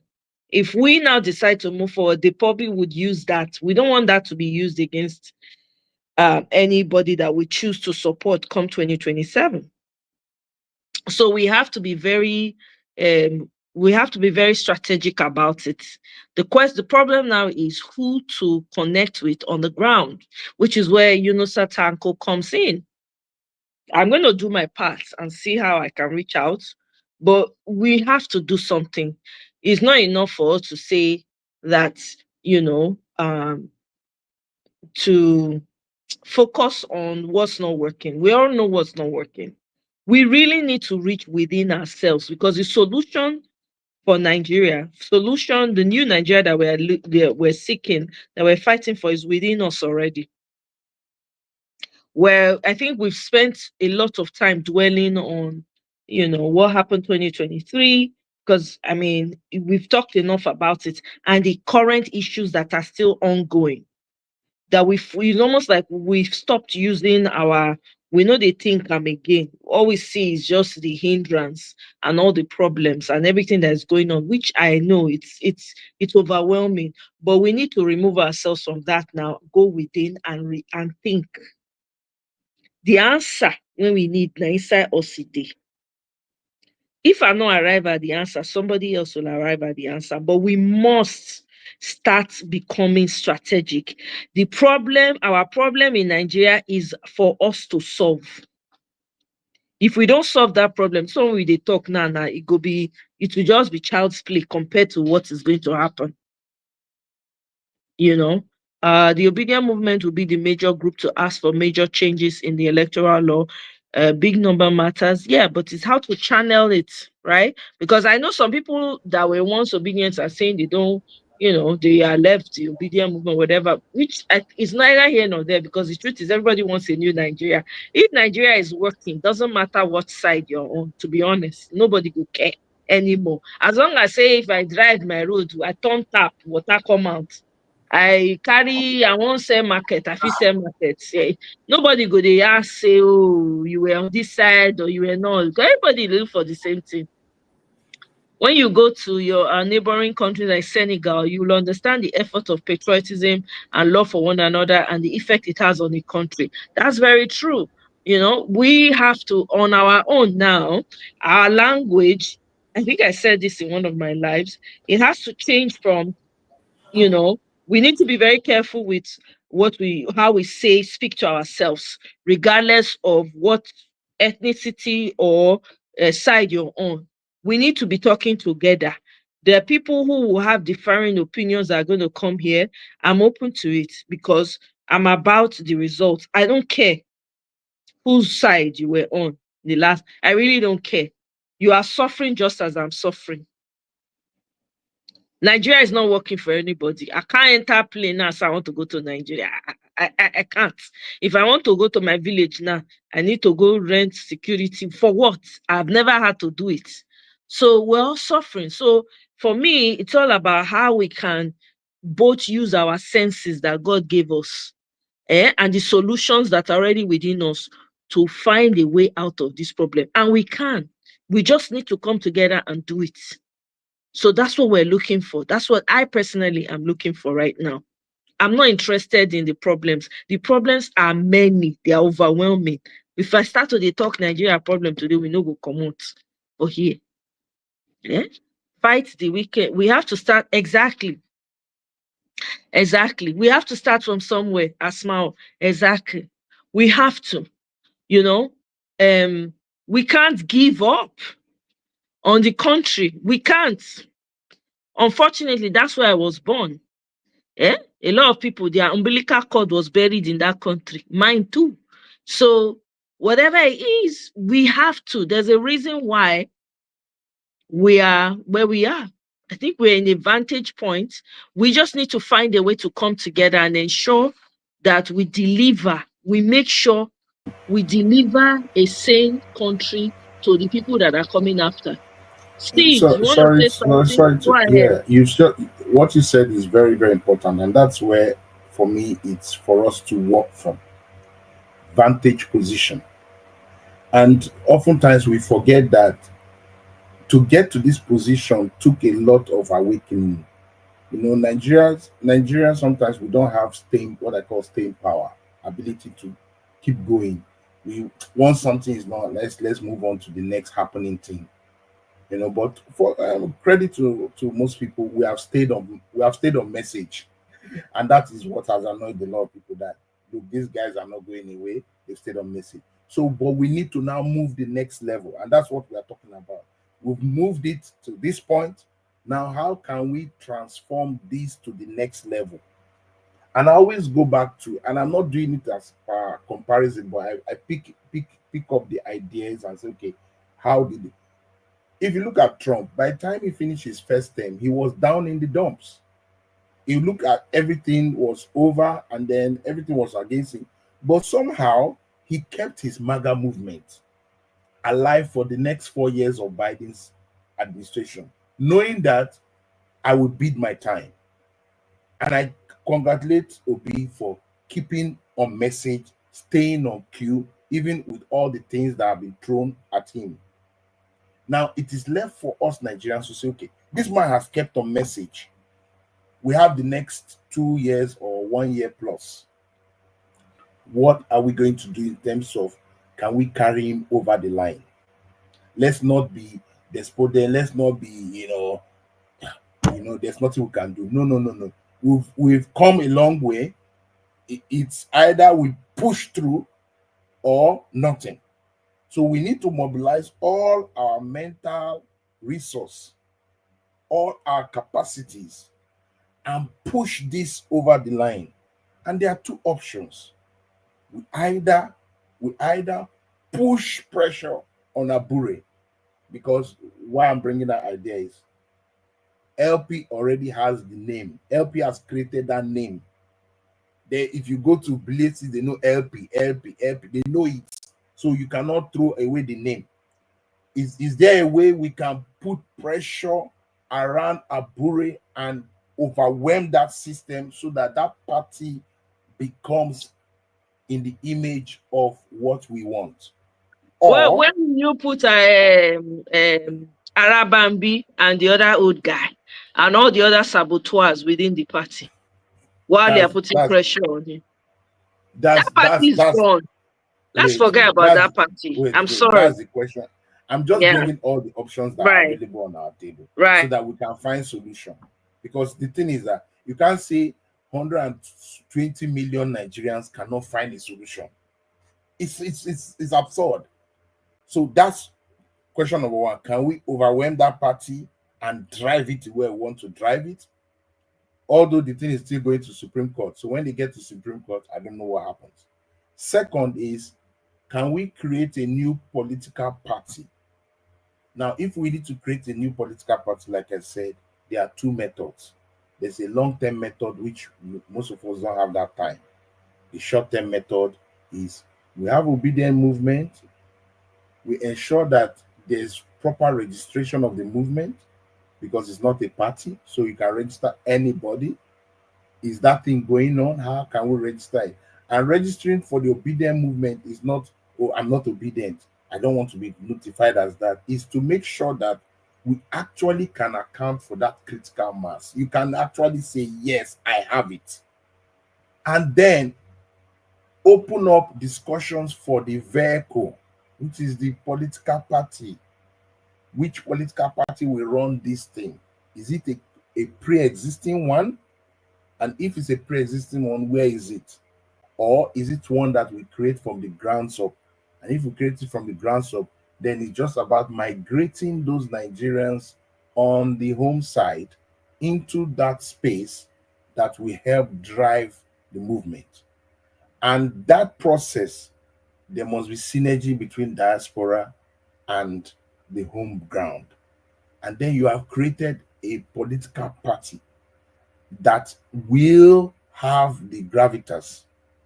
And then the issue of coalition will no longer be a discussion, because the man has created a political party, he has a movement behind him, and that begins the new talk. Whatever the party is, MPP, whatever, we begin to mobilize that one on social media, on drives.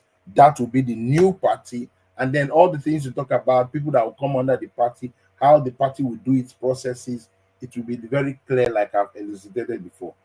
Then everybody can buy into it. We here can register. We here can support it. People can begin to pay their little widow's mite, 50 naira, whatever.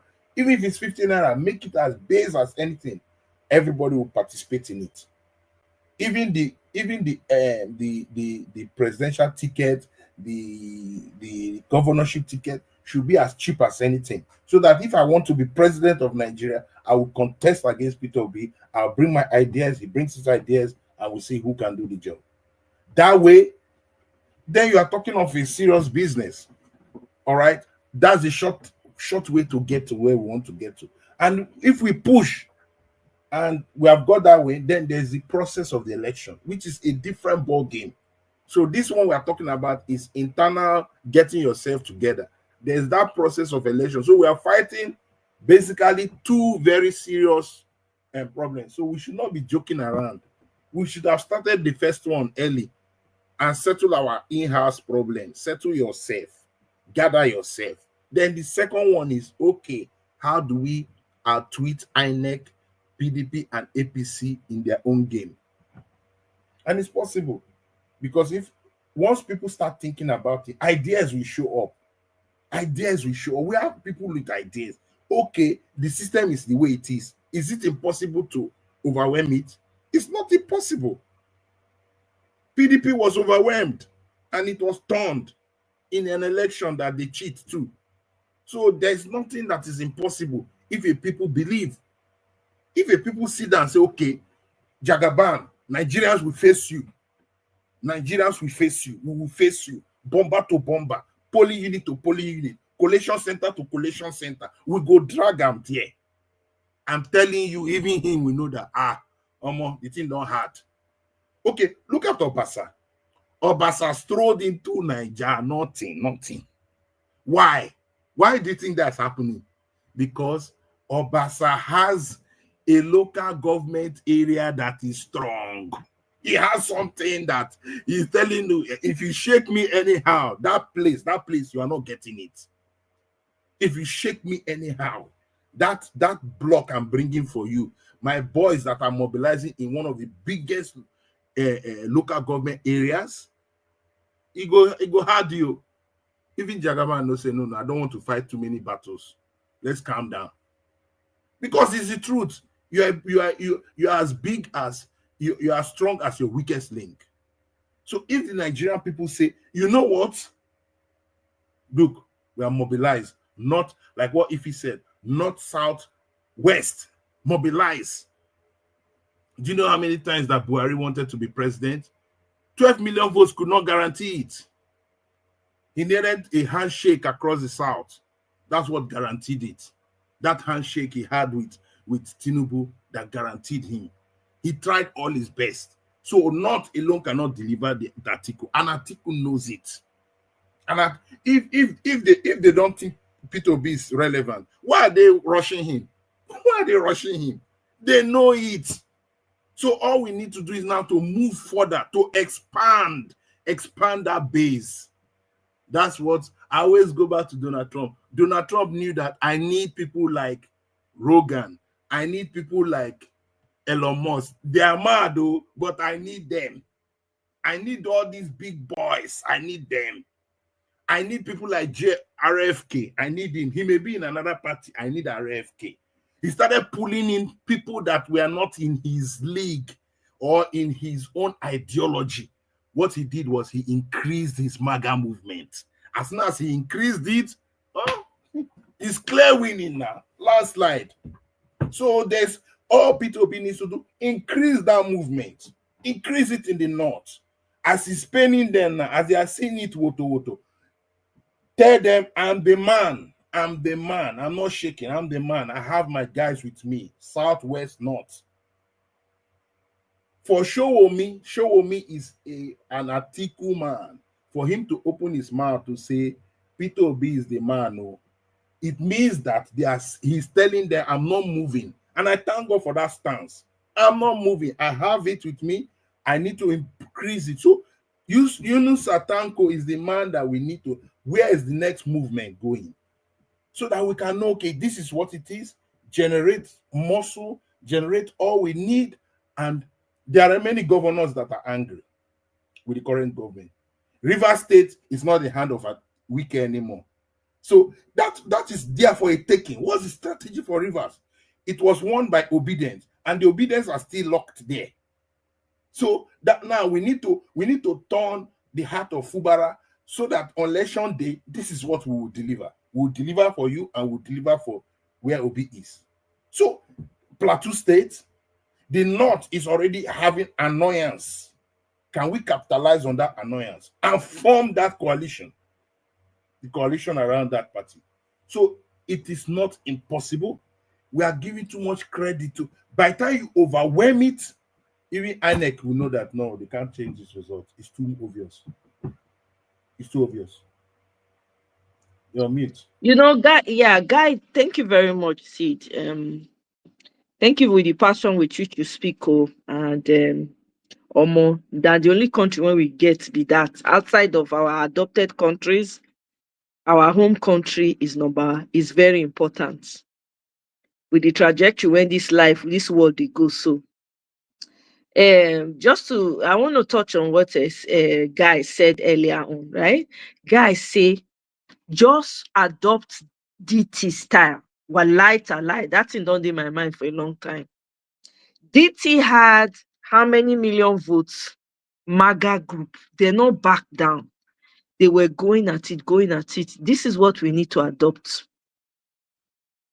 We need to see Nigerians are inherently intelligent. You see, that mind, we need to enter inside that mind. Oh, good night, Asma. Oh, thank you so much. God bless you. Good night, my brother. We'll see you again. Hopefully you have time to stop by next time. Thank you. You understand? We need to go within and bring out strategy. The solution to the new Nigeria that we want is in our hands. It is in our hands. So we need to get serious, and sit down and really process this thing and put our money where our mouth is. There's work. Work don't start with this. So we're already 1 year late. This thing when we do, we suppose don't start on like right after. But because everybody was overwhelmed and in shock, what happened? We've snapped out of it. I'm happy a lot of people have snapped out of it. We need to move now. Hit the floor running now. No more. There's no time to be second guessing ourselves. And just like Ify said, unification is the first thing. We have to find a way to unify. It doesn't matter who you voted for. I'm not interested. I don't care. It's already water under the bridge. It's for us to save ourselves and our future now. That's what is important. And the fight for that starts now, not tomorrow. So we need to pull the strings that we need to pull. If we need to, I'm going to try and find a way to reach out to Yunus Atanko, because these are great conversations that we're having. And we need people within that party or within the group to hear what we are saying. Anybody is open to hear what we are.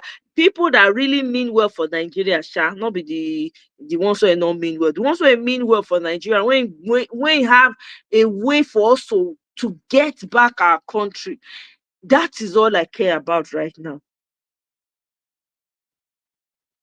You understand?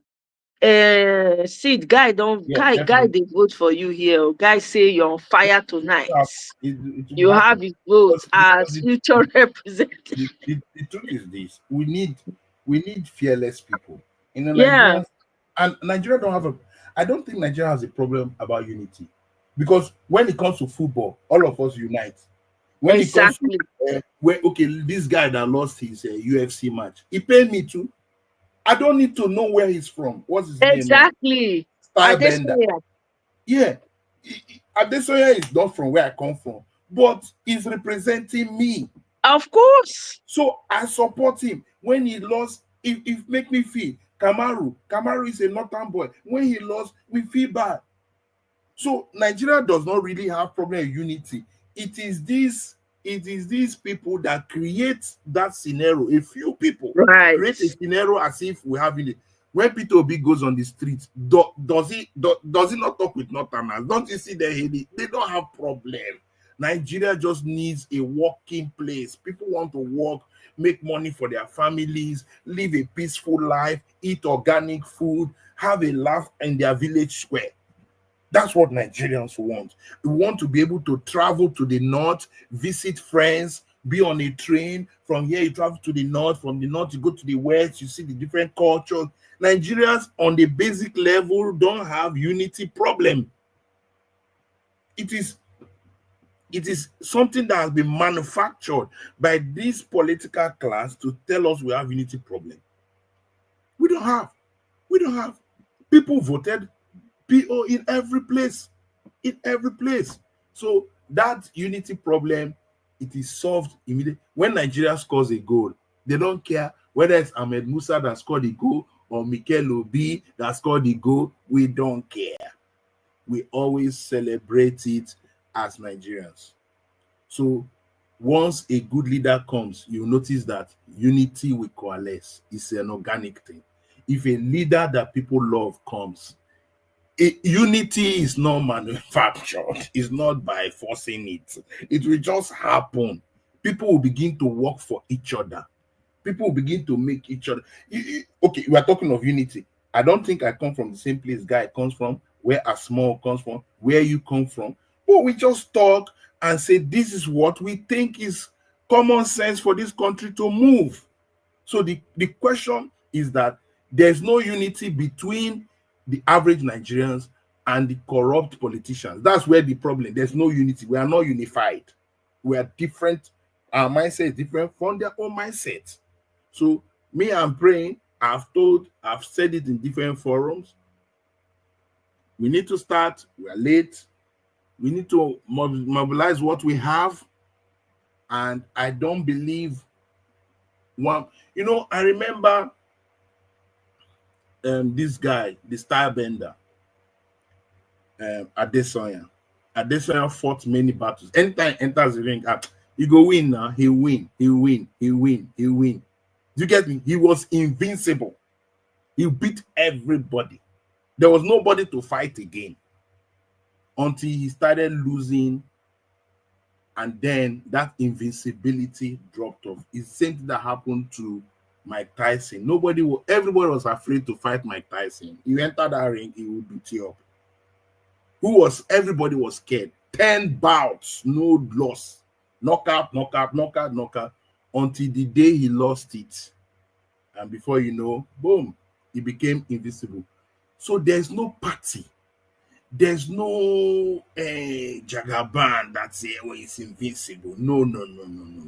You can be uprooted. If the people come together without commonality, we can get it done.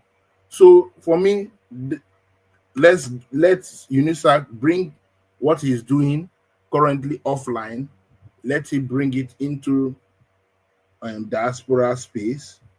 Then keep that fan moving. Don't stop it. If possible, people can start registering in it. So you already have a physical structure, virtual physical structure that can migrate. It can migrate at any time T. Once you say it is Omoye party, we are focusing. Everybody move. It's as simple as that. As he moves, Abure and his people will now eat grass. That is what will happen. Now, Abure is begging him. No. There's no need to beg. Once we have mobilized, which is what I want to see, then how do diaspora come in? And how can we now create that new party? And that new party should not be hijacked by a few rich men. It should be that me, myself, I can put my $10, and what that my $10 guarantees me to vote and to be voted. And it guarantees me in my ward level. So, and I can do it while in the diaspora because I'm a citizen. We need to be very clear on this. And as soon as you do it, I tell you, the mobilization will be like a piece of cake. People, market sellers, you go to market seller, QR code, do like this, pa, the person will read that, put your name, put your this, simple things, pa, registered. In 24 hours, we will just be registering people everywhere, online, everywhere. People will be registering. As long as you register, you have got you are sure. Register. Do you have, question very simple, do you have voter's card? Yes or no? Yes, no, pa. Send them to where they will go and get voter's card. We have too many ideas now. Why will we doing as if we're a conquered people? So we need to, I believe they will hear this. Exactly. Meet all these guys, they have it. Let them, if they want more discussions, let's discuss this thing so that things will start moving. Yeah. And when things start moving, by the time people want to vote, they will come online. You will give a 5 minutes video of yourself. Exactly. So this is the House of Rep guy for Imo State. See how he's talking. You know, get level. Cancel. Exactly. It's very easy now. It's the people that will be doing it. Not the people will be deciding. By the time you do a poll like that, based on the poll, internal poll of the system, they'll say, oh, based on internal poll, most people have agreed with 1, 2, 3, 4 people. These are the top contenders. Oh yeah, let's go and vote them. The vote will pick up the best. These things can be done. It's just we have to make it happen. I mean, I'm gonna do my part. I'm gonna reach out to the people that I need to reach out to, and hopefully we can bring him here. I know he probably won't be able, but at least let's get something so that we can have something to work towards or liaise. Because we can't. Yeah. I don't know. You just did here before you know it's in the apple. If you blink now, 2027 don't come. Then everybody will be running up and down. This one, that. No, the work should have been ongoing. It will be easy. You know, see what happened with Donald Trump? Donald Trump was just, that MAGA thing was there. Support. Anytime you want, they go do meeting, they go meet, they go discuss, they go do. Everybody was doing what they needed to do. Yeah. What happened? Yeah. People started saying the true things, the way things were. People were making their decisions based on what they wanted to see change. And what happened now? The man won overwhelmingly. Look at the landslide the man used to win. Yeah. So that's the thing. Even our grandparents, our old people, they have phone. That's the beauty of Nigeria. Everybody have phone. Whether you're a vulcanizer, whether you're selling in Alaba market, you have phone. Without phone, registrations and joining a political movement will be very clear. And just very simple language in their own language. But the thing is that, Sid, this, in order for that to happen, don't we have to make, there need to be some amendments in the electoral or no? Or we can just make that happen without it? I'm saying that the obedient movement UNISA is doing, it's not a party. Okay, yeah, that's true. So it's like I have an organization and I want Omoye to be part of it. Right. This is registration for it. So you can be part of an organization. You get me? So far, it's not a political party. But what I'm saying that you have 2 templates on that organization. Obedience in the diaspora and obedience in Nigeria. So let's say you come on the platform, you will see, are you in Nigeria or are you in the diaspora? You will click diaspora or click where you are. Right. When you click diaspora, you now follow the registration there. So that means they will be seeing two datas. The reason for these two datas is the voting data based on our laws will be the guys in Nigeria. And that should be the focus. But the data of the diaspora is the support group, is the muscle. You need that muscle. Then, when you have a vehicle, the political vehicle, which is the party, you can now migrate. You can tell people, look, we now have a party. Let us now register you in that party. Do you agree? As soon as you click, yes, I agree for my registration, we migrate you there. You don't need to do anything. You know, like organizations can just migrate you from one platform to another based on agreement. Just send somebody an agreement, they will click it on their phone. That means all those people that have registered in Nigeria will migrate into the party. And if the electoral laws allow for diaspora to be part of political parties, then you can also migrate the diaspora listing. It's not a rocket science now. This is a study. When you are talking now, you say we have in our political party now, we have 12 million registered voters. Exactly. Nothing happens just because you have already done the outside work. It's just a migration, you know. So that's what I think should be done. I want to believe that's what UNISA Tanko is doing, but we need to be more precise about it. We need to be more intentional, and it needs to run with both offline and online. What I mean, technology and all that, so that we can drive it. Then you can now create another technology, which they did last time. It's called the Town Hall app. I don't know how that app worked. But it did not look very friendly. Remember I went to check out the app. It did not look very easy and friendly, in my own opinion. Because we have to make life very simplified. It wasn't that straightforward. That's right. Yeah, you have to make life simplified. So that one is the one that you will use during your collation, during your voting. As soon as we calculate it from the polling station, they do it on that thing, you send your own PRA. You go to collation center. It is so you will be collating your own alongside INEC, bomber to bomber.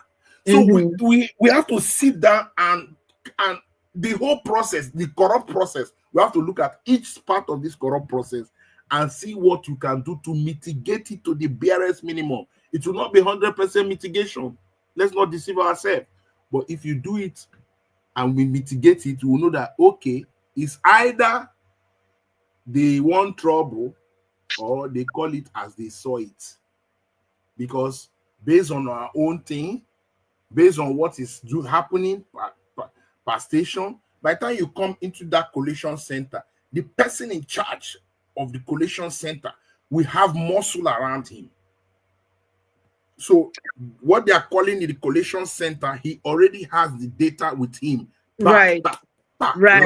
Live data is ringing on. He knows every police station result in his palms, and he knows the picture. He has taken the picture and the results. So it's not so that INEC one, it needs to work with what we are seeing, because if it has changed, then you can stop that election. You have the right to say no more.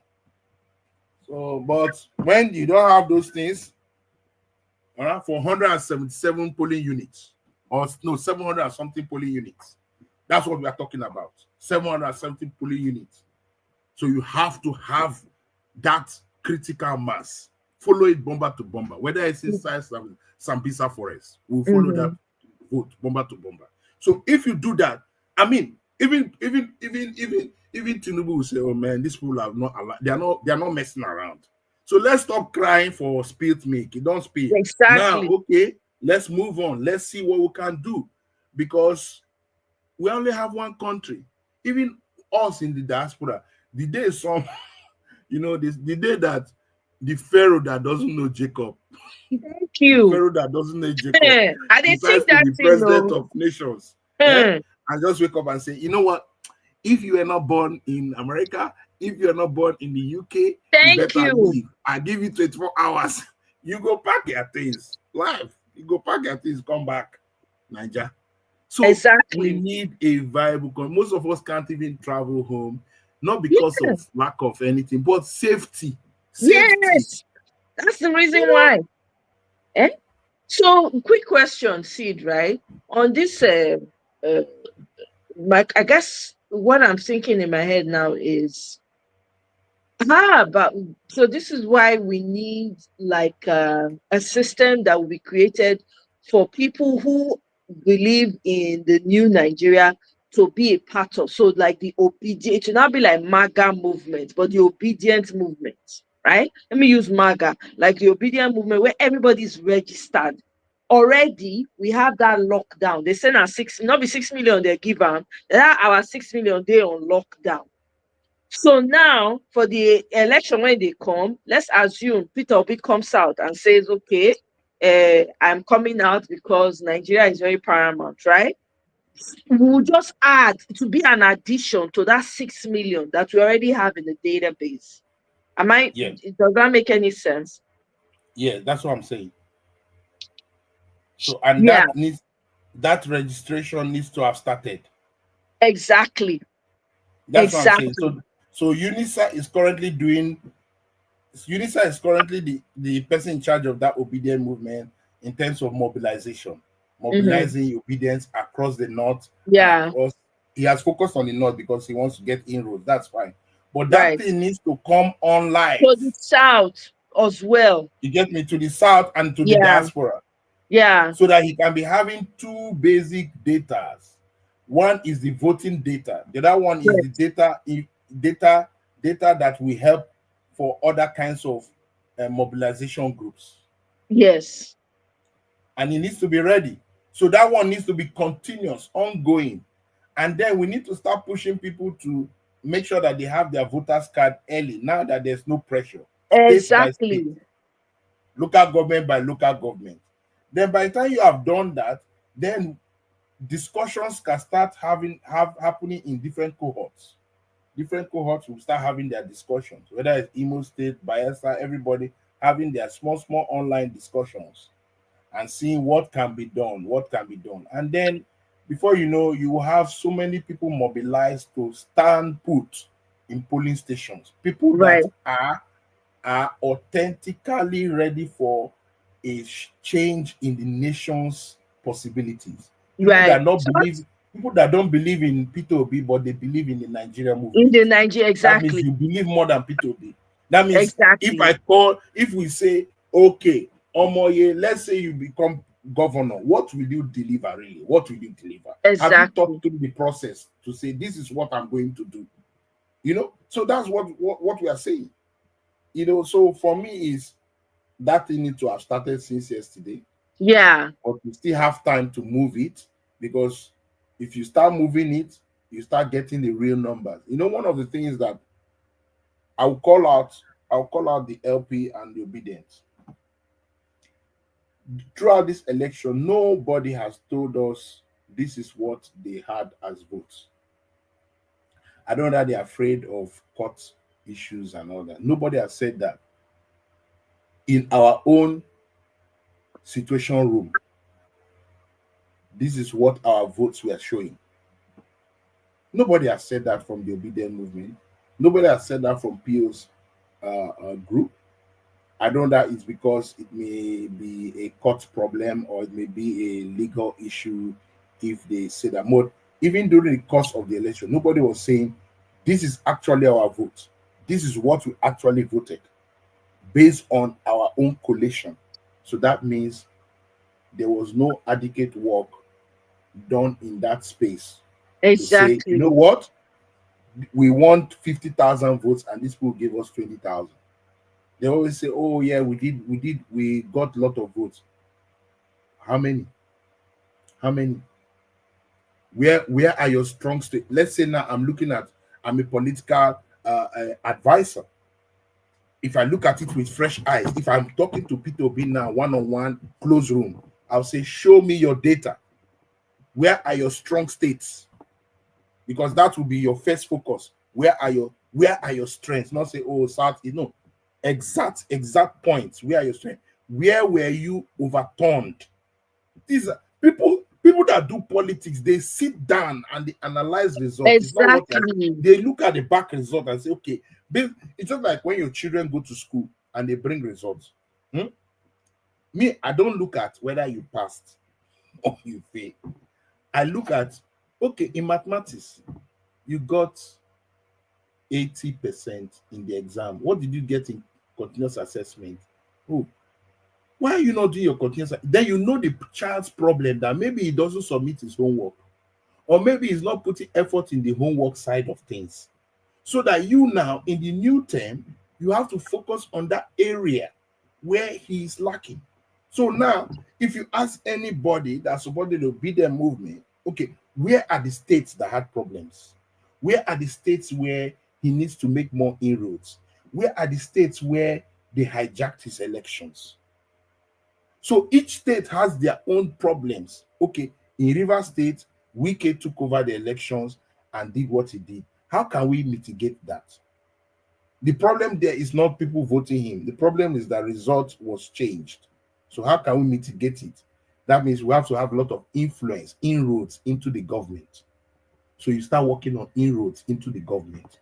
Fast forward, let's go to Plateau State. How is it that he did not win the Plateau? What happened? What did Autumn do? What did Autumn not do? This is what a political think tank will look at and address and say, okay. We always go back to Mark. That's what he did. He checked places where he lost. Why did I lose here? Why did I lose here? Why did I lose here? And then he starts fighting it. Then you create chaos. You create fighting. You create pressure where you need to create pressure. So that result you are seeing will not be the same. So there must be proper analysis of the 2023 election outside the noise, so that you can get the real data and not be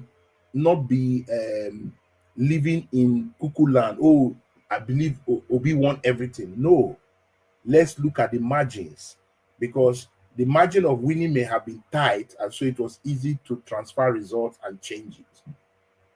And you know what to do.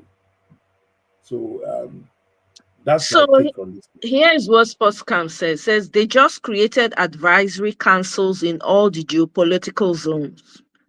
That's good.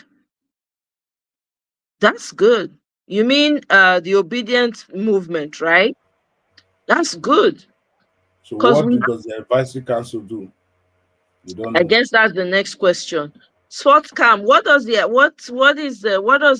the function of the advisory council that they created? If you know more about it, please let us know. Guy says all names must be downloaded to the digital platform to see the progress and push for more registrations. Exactly. If you recall, the Obama platform had names of potential. Yeah, exactly. I remember they had the names of potential voters all over the US. By so doing, you have a digital map of your base of voters in each state. Even that period, I was in Nigeria and I still registered on Obama platform. Can you imagine? Can you imagine that? I still register. That means if I had $1, I would support his organization. Yeah. So you see, this thing is a science. So we have, and that's why I said Nigerians have just gone through the first phase of awakening. Now we need to understand the second phase of political thinking, political science. Yeah. And that's why I love the topic. How do you build that party? How do you build a political philosophy? How do you build it? And the truth is that each of us have political philosophy. It's just that we don't know that is a political philosophy. Yeah. And then you begin to gravitate towards that ideology. And then there's no party in the world that has an ideology for one people. Inside Republican, you have the left and the right side and the central side. Inside Democrats, you have the left side and the right side and the central side. So there are people in the Democrats that are on opposing sides. But because it's Democrats, they support it finally. Same thing in Republic. There are people that don't like Trump in that Republican Party. But somehow they have to come across because his own base is the leading base. Mm-hmm. Same thing, Obama's base in the Democratic Party is the leading base. So now in Nigeria, even in whatever party you create, Obi may have his obedient base. And then Sydney comes up and say, I have a different idea towards what you are saying with regards to economy. Some people may like it, some people may not like it, and it's a contestation of ideas. Yeah. You know, but it is the same party. So finally, if majority of the people say, oh, we like Peter Obi because maybe he has more experience than Sid, and so we'll go with him because he has that strength, more experience, then for me, I will now say, okay, that's fine. I still back him because he's part of my party and he ticks a few of my ideologies. Period. That's how it works. But Nigerians must come to that realization and really push from the grassroots. If not, it's only the grassroots that will give us victory. That's true. So Sportscam says this vice chancellor is to galvanize the grassroots, and Adelifaru to me is heading the southwest zone. That's great. That's good. So that means that they're doing something in the grassroots. That means that there's movement, like I said, because even me, I said it in the last live. I spoke to some people on the ground that are actually in the communities. They've actually been doing that for a while. But I said it last year that they have been doing a lot. There was somebody that was arguing nothing. I said no, something is happening, and especially when there was that Labour Party issue. So as soon as that happens, because what happened was that Peter Obi wanted a new council in Labour Party, a new administrative structure, and Balami was the guy they were pushing to become the chairman of Labour Party, the young Balami, because he wanted a young face, upwardly mobile, a northern guy, and Balami was going to shift the whole system, and then obedience will start registering. Yes. So that was the mindset. But you know, these Abure and Arambimbi people, they are completely not in sync. They are so that's what created that thing. So what happened was that they did not want obedience to be registered in LP. And Apapa wanted to control that data. Yes. So they refused. And then what Obi did was that, okay, UNISA, come out of this thing. Let's create this structure of the obedient outside the party system. So we are free to do what we want to do. You are free to engage. You don't have any restrictions. And I said it then when it happened. I said, brilliant idea. You need to run it outside so that when you get your data, the next thing now to migrate. It's just like when you get new phone. They say, do you want to migrate all your data? Yes. Migrate them to new phone. Finish. That's all we want to do. So I'm not really worried. It's good that at least some of this, all I'm saying is that there needs to be more information. Yeah.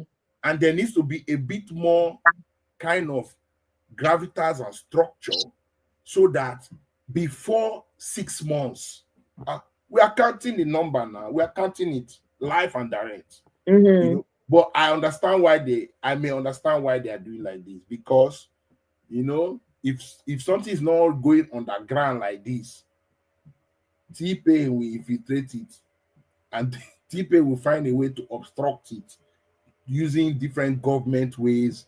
You know, they will deregister it. They will tell CAC not to register any movement called Obedient. You know, they will do all sorts of things. And so maybe they just want to be operating small. But I don't think they should operate too small. We need volume. We need real volume. Exactly. We do. I mean, I think this has been a fantastic session. I'm very happy with the conversations that we've been having lately. The last space was the same thing. Our last live was the same thing. We have to keep the momentum going. I will do my part. I will reach out to whomever I need to reach out to see if we can bring Mr. Yunus Atanko. If you guys have more access, kindly use your access and let them know about this channel. Guys, like the page. Yes, please. Thank you very much, Sid. Guys, please like. I hope you are sharing, and I hope you're subscribing, and you're bringing your people to subscribe as well. Because we gotta move. We don't have the luxury of time, and this is timed. We have exactly we have 4 years, literally, to change the narrative in Nigeria and other African countries. Well, lie to lie. If we miss this window of opportunity that we have, I don't know. I really don't know what to say. I don't want to speak ill of anything, but this is a great window of opportunity that we have that we need to use. We should not play at all. This is God's way of saying, okay, I have created another way behind the door for you people. Are you going to take advantage now? Because you missed the front door that I gave you people. I opened front door for you people. You people were too scared. You were scared to whatever. Now I have gone and I've opened this back door with big doors for you. What are you going to do? Okay? This is the opportunity we have, and we need to take advantage of it. Well, lie to lie. We have to. But look at all the ideas from Guy, Sports Camp. Exactly. There's so many brilliant ideas. Brilliant By the time these ideas are in the room and somebody picks on these ideas, exactly. You have many Nigerians doing apps, doing different kind of awesome stuff. By the time the blockchain, different kinds of things. By the time we sit down, why is it that we can't tweet a system? How? Exactly. How? You know, I met somebody the other day. And the guy's from Kenya. So he said, "Oh, where are you from?" I said, "Nigeria." He said, "Oh, you know," I said, he shall say, you guys are something else, you know, because the Nigerian has massive potential. Yeah.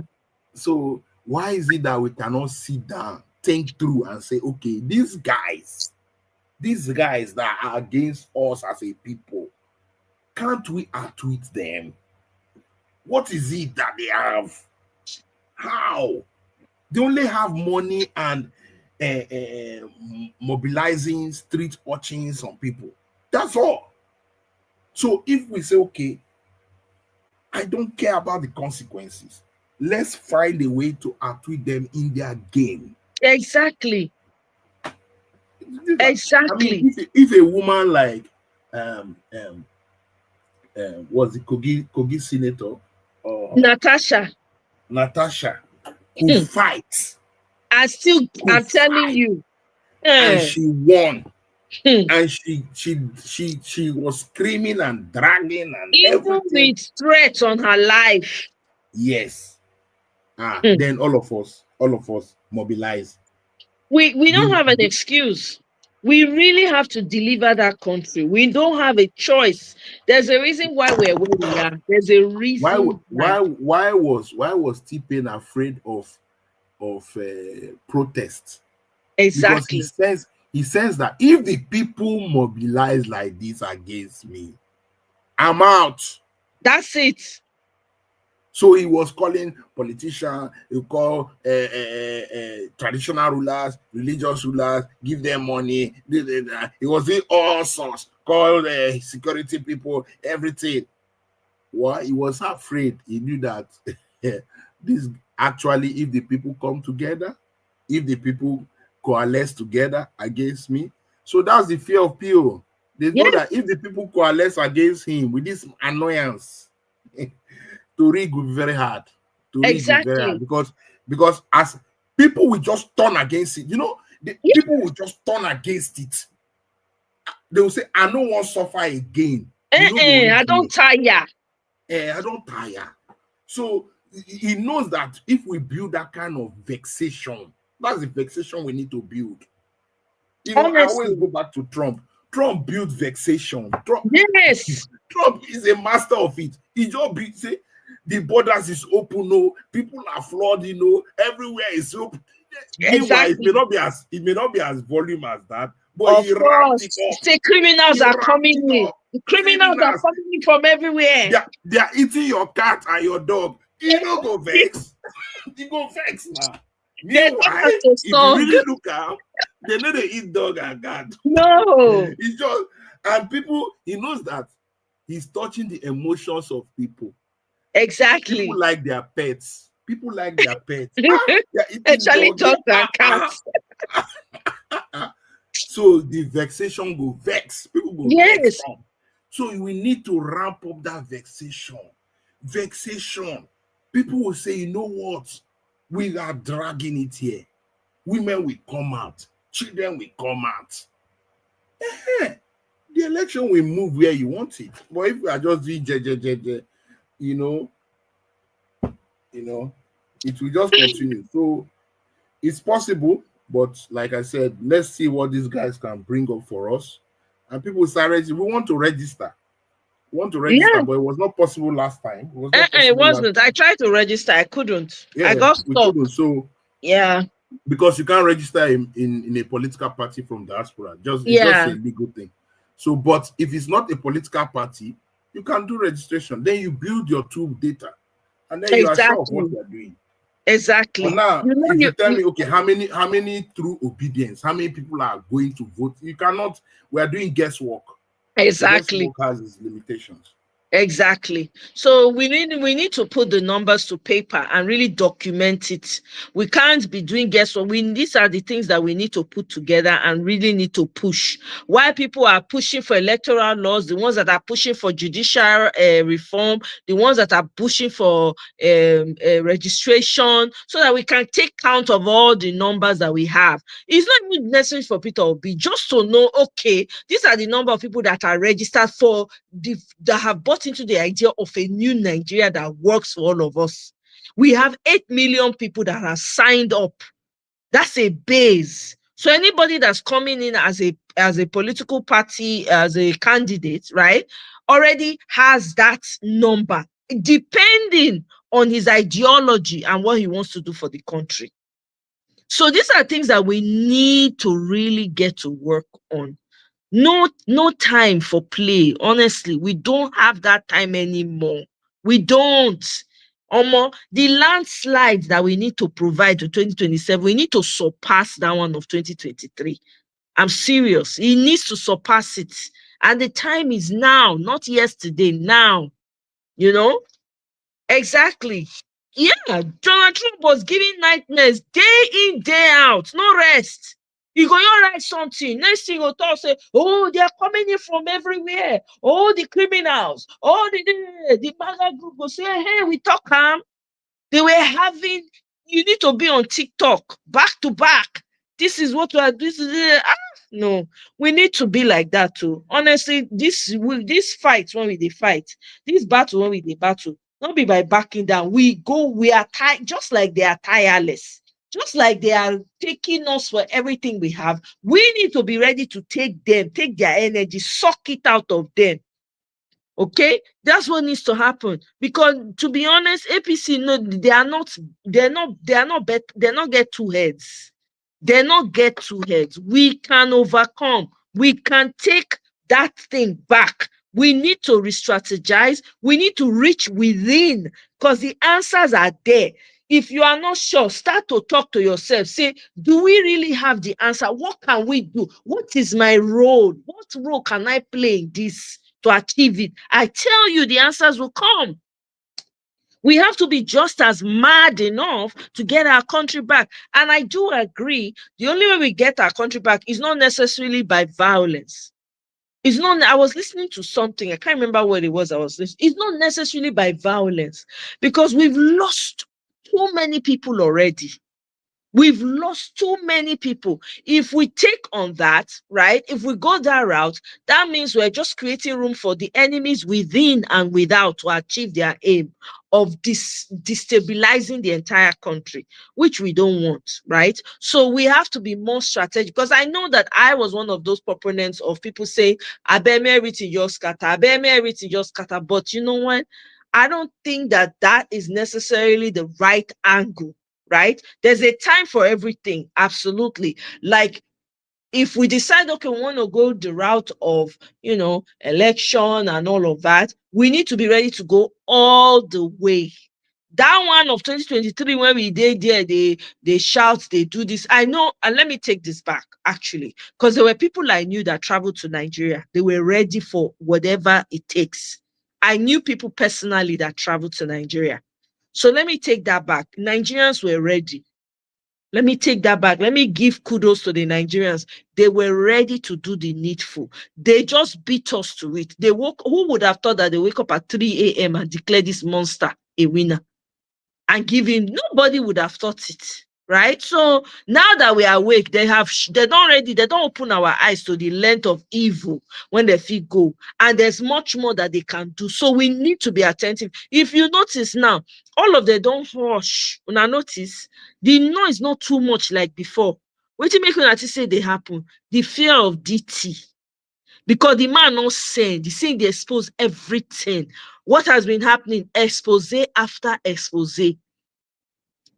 You said that one, they change regime up and down. They even get amount of money when they put for that level. So many things are going to come out. And this man is trying to, give away the hide. This man is exposing all. And that's why I voted for him. This particular issue, that made me vote for him. All the others are not really. Now this one, I say, no, this man, they go give us what we want. As I like America, Rich, and I'm blessed by America, and I'm a very proud American. Very proud. I love this country. It has its issues, though. It probably doesn't love me as much as I do have shown it love. But guess what? It has blessed me more than my own home country. Okay? So let's be out there. But my home country, I also want to make sure that there's peace there.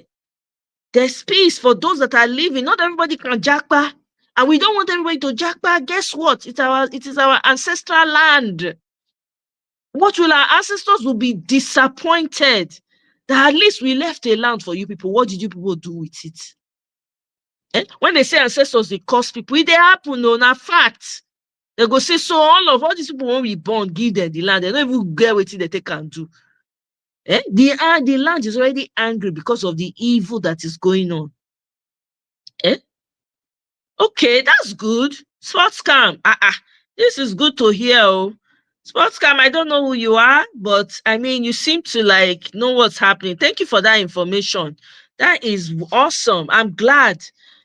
I know that, I found out that there was stuff going on behind the scenes, and I was really, really happy. Over the weekend, I was like, wow, I didn't know. I was at least privy to seeing the work that's going on behind the scenes, and I'm like, wow, I doff my hat. I want more. So I'm doing my own part here for us to educate each other and ginger. We need to reach within and re-strategize and put ideas out there and galvanize. We need it.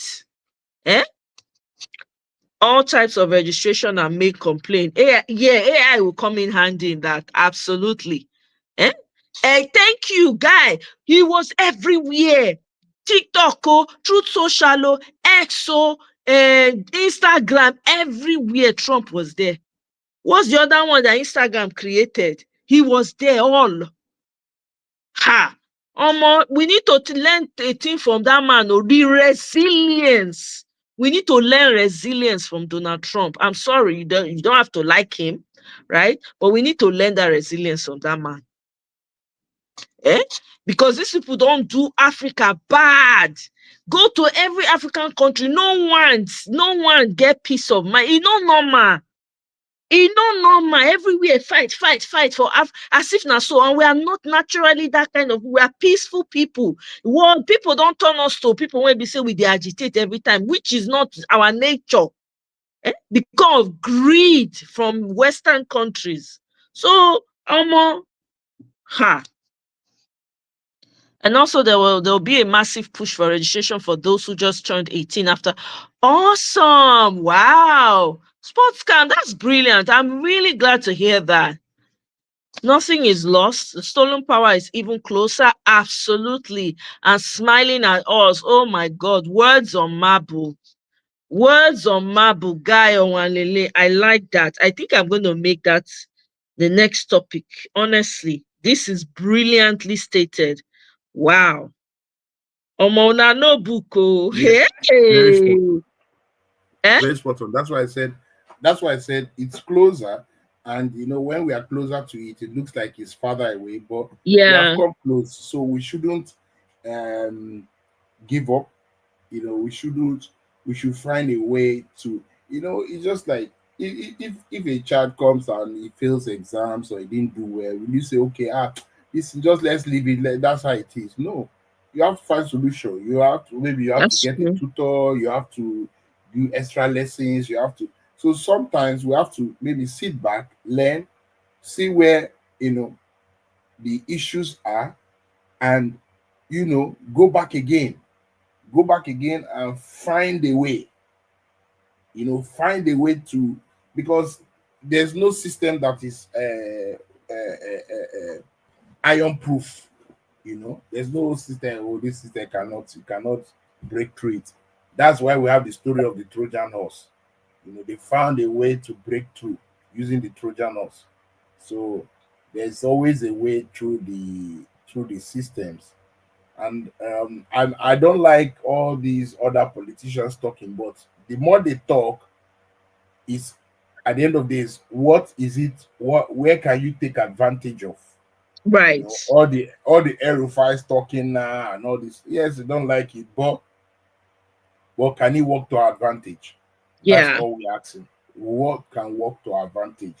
You have to think like that, because if you think like, oh, everything has to be perfect, everything will not be perfect, especially in the Nigerian election. Everything does not align. Everything does not align. Everything is against us. But you have to fight. If the people in Abia State did not fight, if they did not fight, if there was not a stubborn woman that says, I'm not going to move, I will call the result that I've seen. We will not be having an election today. And you can never know whether there's going to be one person among all their cronies that will say, you know what, we are tired of this. Look at people like Onopasa that did not get anything. All those are belle-faced men. But everybody, there are people that if they tell themselves the truth, not everybody is benefiting, even in that APC. They are suffering. That's true. They're suffering. So we need to capitalize on that they are suffering and say, okay, since you are suffering and you are still in the APC, that's fine. You people should implode it from there. Implode it from there so that things will work for us. That's true. Guy, I don't found that's your thought. This quote, I don't put them. Now you provide us with this quote, and I put them in your name. Now, yes, Guy Onwalili, nothing lost. I had to abbreviate it because it can only take so many characters. We gotta do something. He has grabbed it, but he couldn't run away with it. That's true. He couldn't do anything.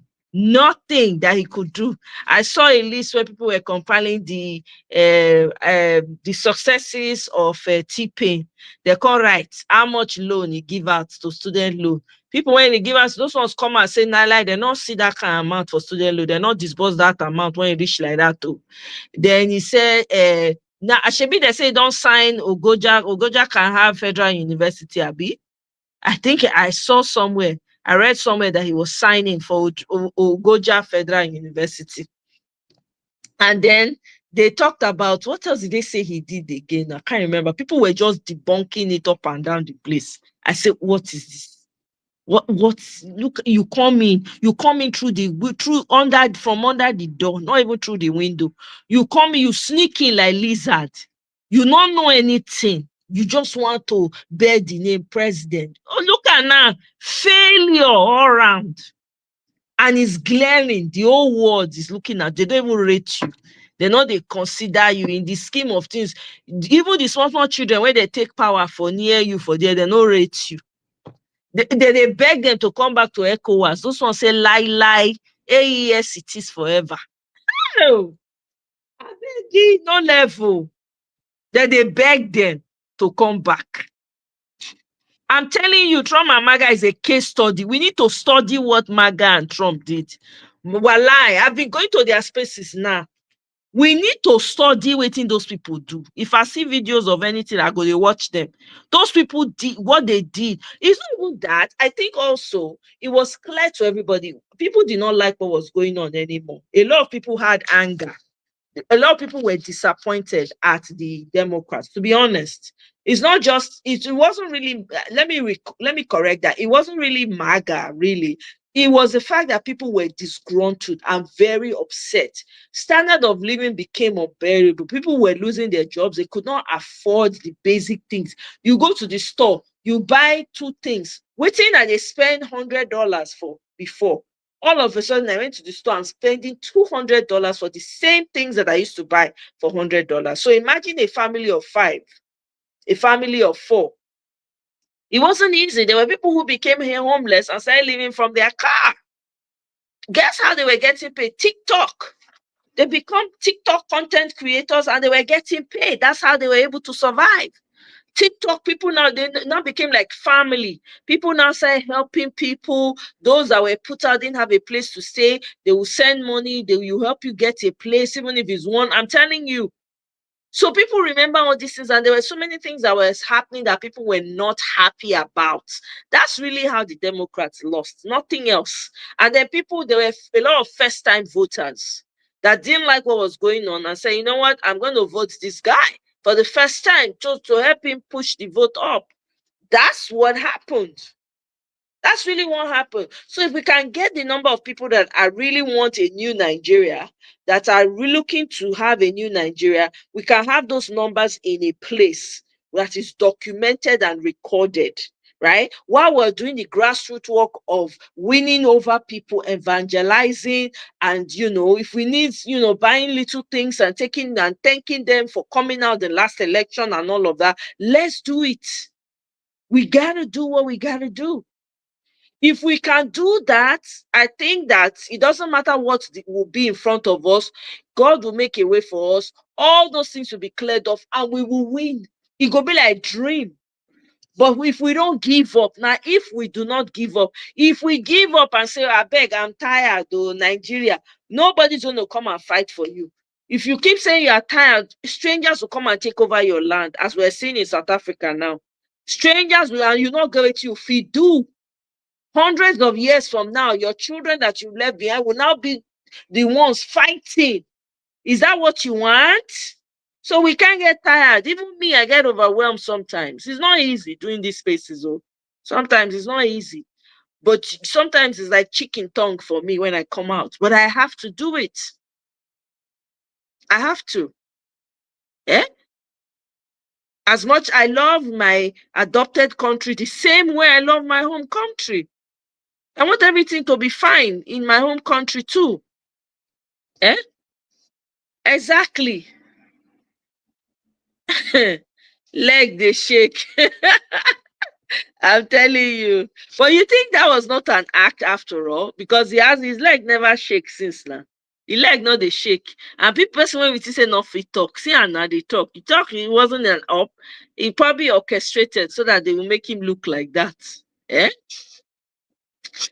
PO needs also some key players joining now earlier, like Moss, Kennedy, Tulsi Gabbard.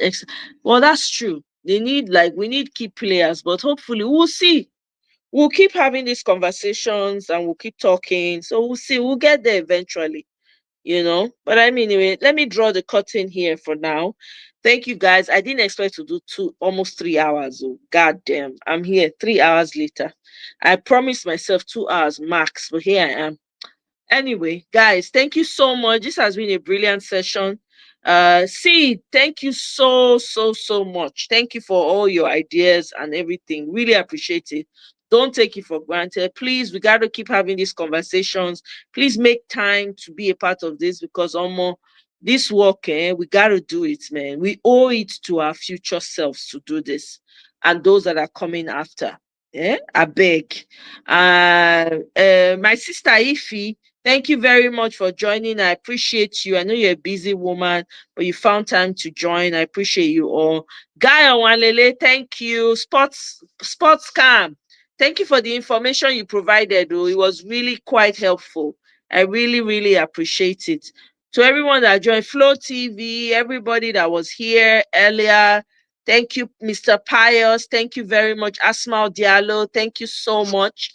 So guys, I'll see you on my next one. We have another one coming up tomorrow.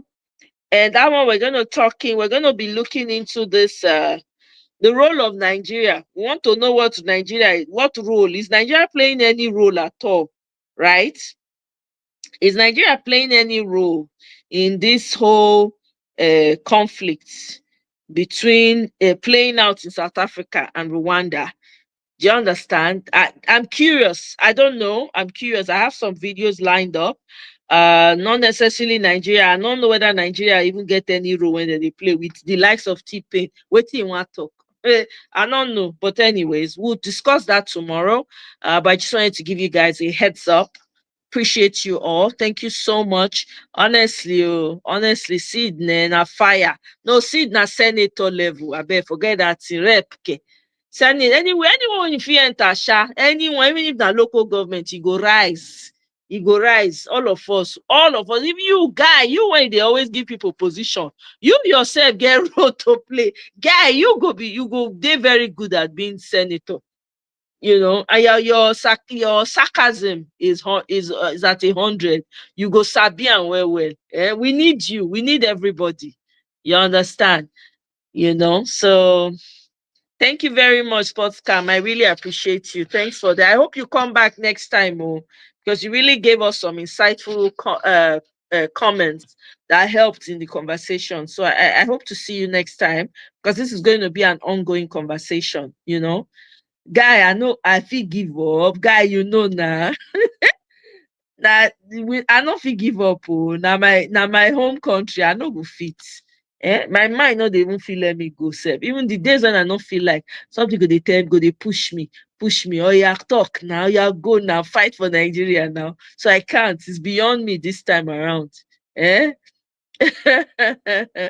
Thank you so much, guys. I really appreciate it. I'm telling you, guys.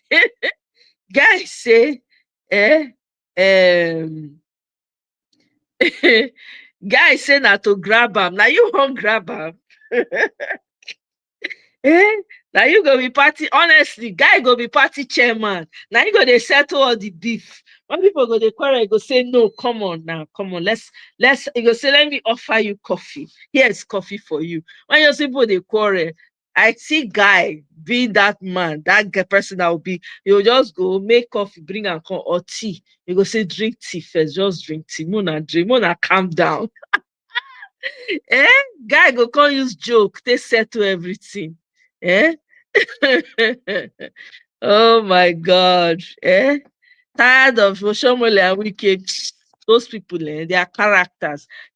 Are you guys been following the PDP election tribunal in Edo State? I haven't been following it too, but guess what? Things are happening. I saw one of the lawyers that represented Peter Obi representing Aswe as well. I was like, wow. I hear that the tribunal has been hot, as in, wow, that the person that, the lawyer that is on, that's representing Aswe, I guess the PDP party, he's been on fire. I'm like, wow, I haven't been following it, but I heard, you know, we'll see how that goes, I guess. I don't know. Money, more money. I'm telling you, espresso, double espresso, you tell them, someone will calm down, you know hard. One will calm down. When see go they quarrel, I see go they quarrel with somebody for the party. I don't know who I want. Okay, maybe Kene not there. More use Kene. By the way, Kene, how you doing? I'm sure Kene is asleep or whatever. Maybe go they quarrel with Kene. Guy go say, now calm down, guys. Here, coffee for you, Zobo for you, milk for you. Oh my God.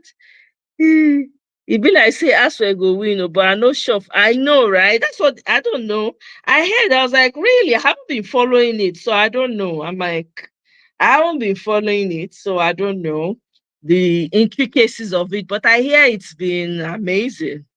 Beavers have delivered. They said every detail was presented. Like, it was even surprising to the APC people that they had that much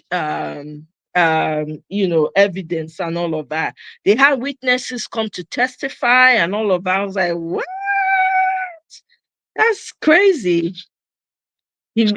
Have been delivered, have been forced to be delivered. Wow.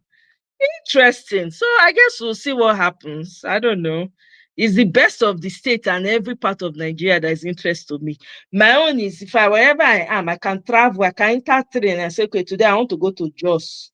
Tomorrow, I want to go to Onitsha Market. Next tomorrow, I want to go to River State. That's it. That's all.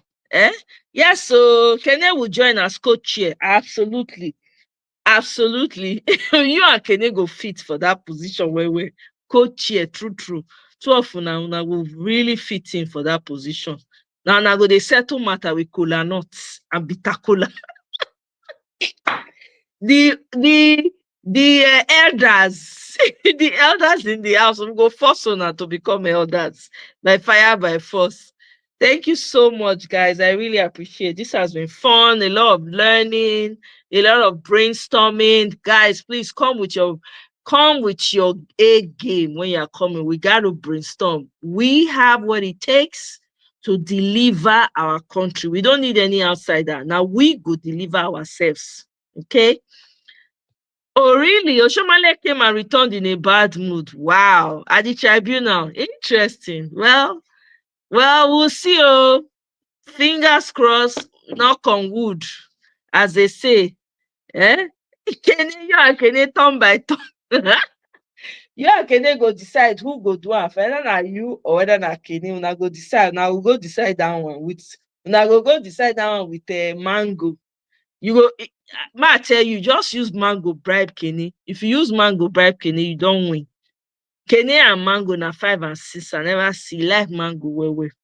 So at least that's what we have learned from him being on this channel. Anyway, guys, thank you so much. This has been awesome. If you're watching this on replay, please let me know your thoughts in the comment section. If you have any suggestions, any points you want to make, please leave it in the comment section. It's very important. And next time, please come with your own ideas and opinions on how you think we can move this forward. And don't forget to like, subscribe, share. Let's get to the permanent site. Thank you so much. Have a wonderful night. Bye.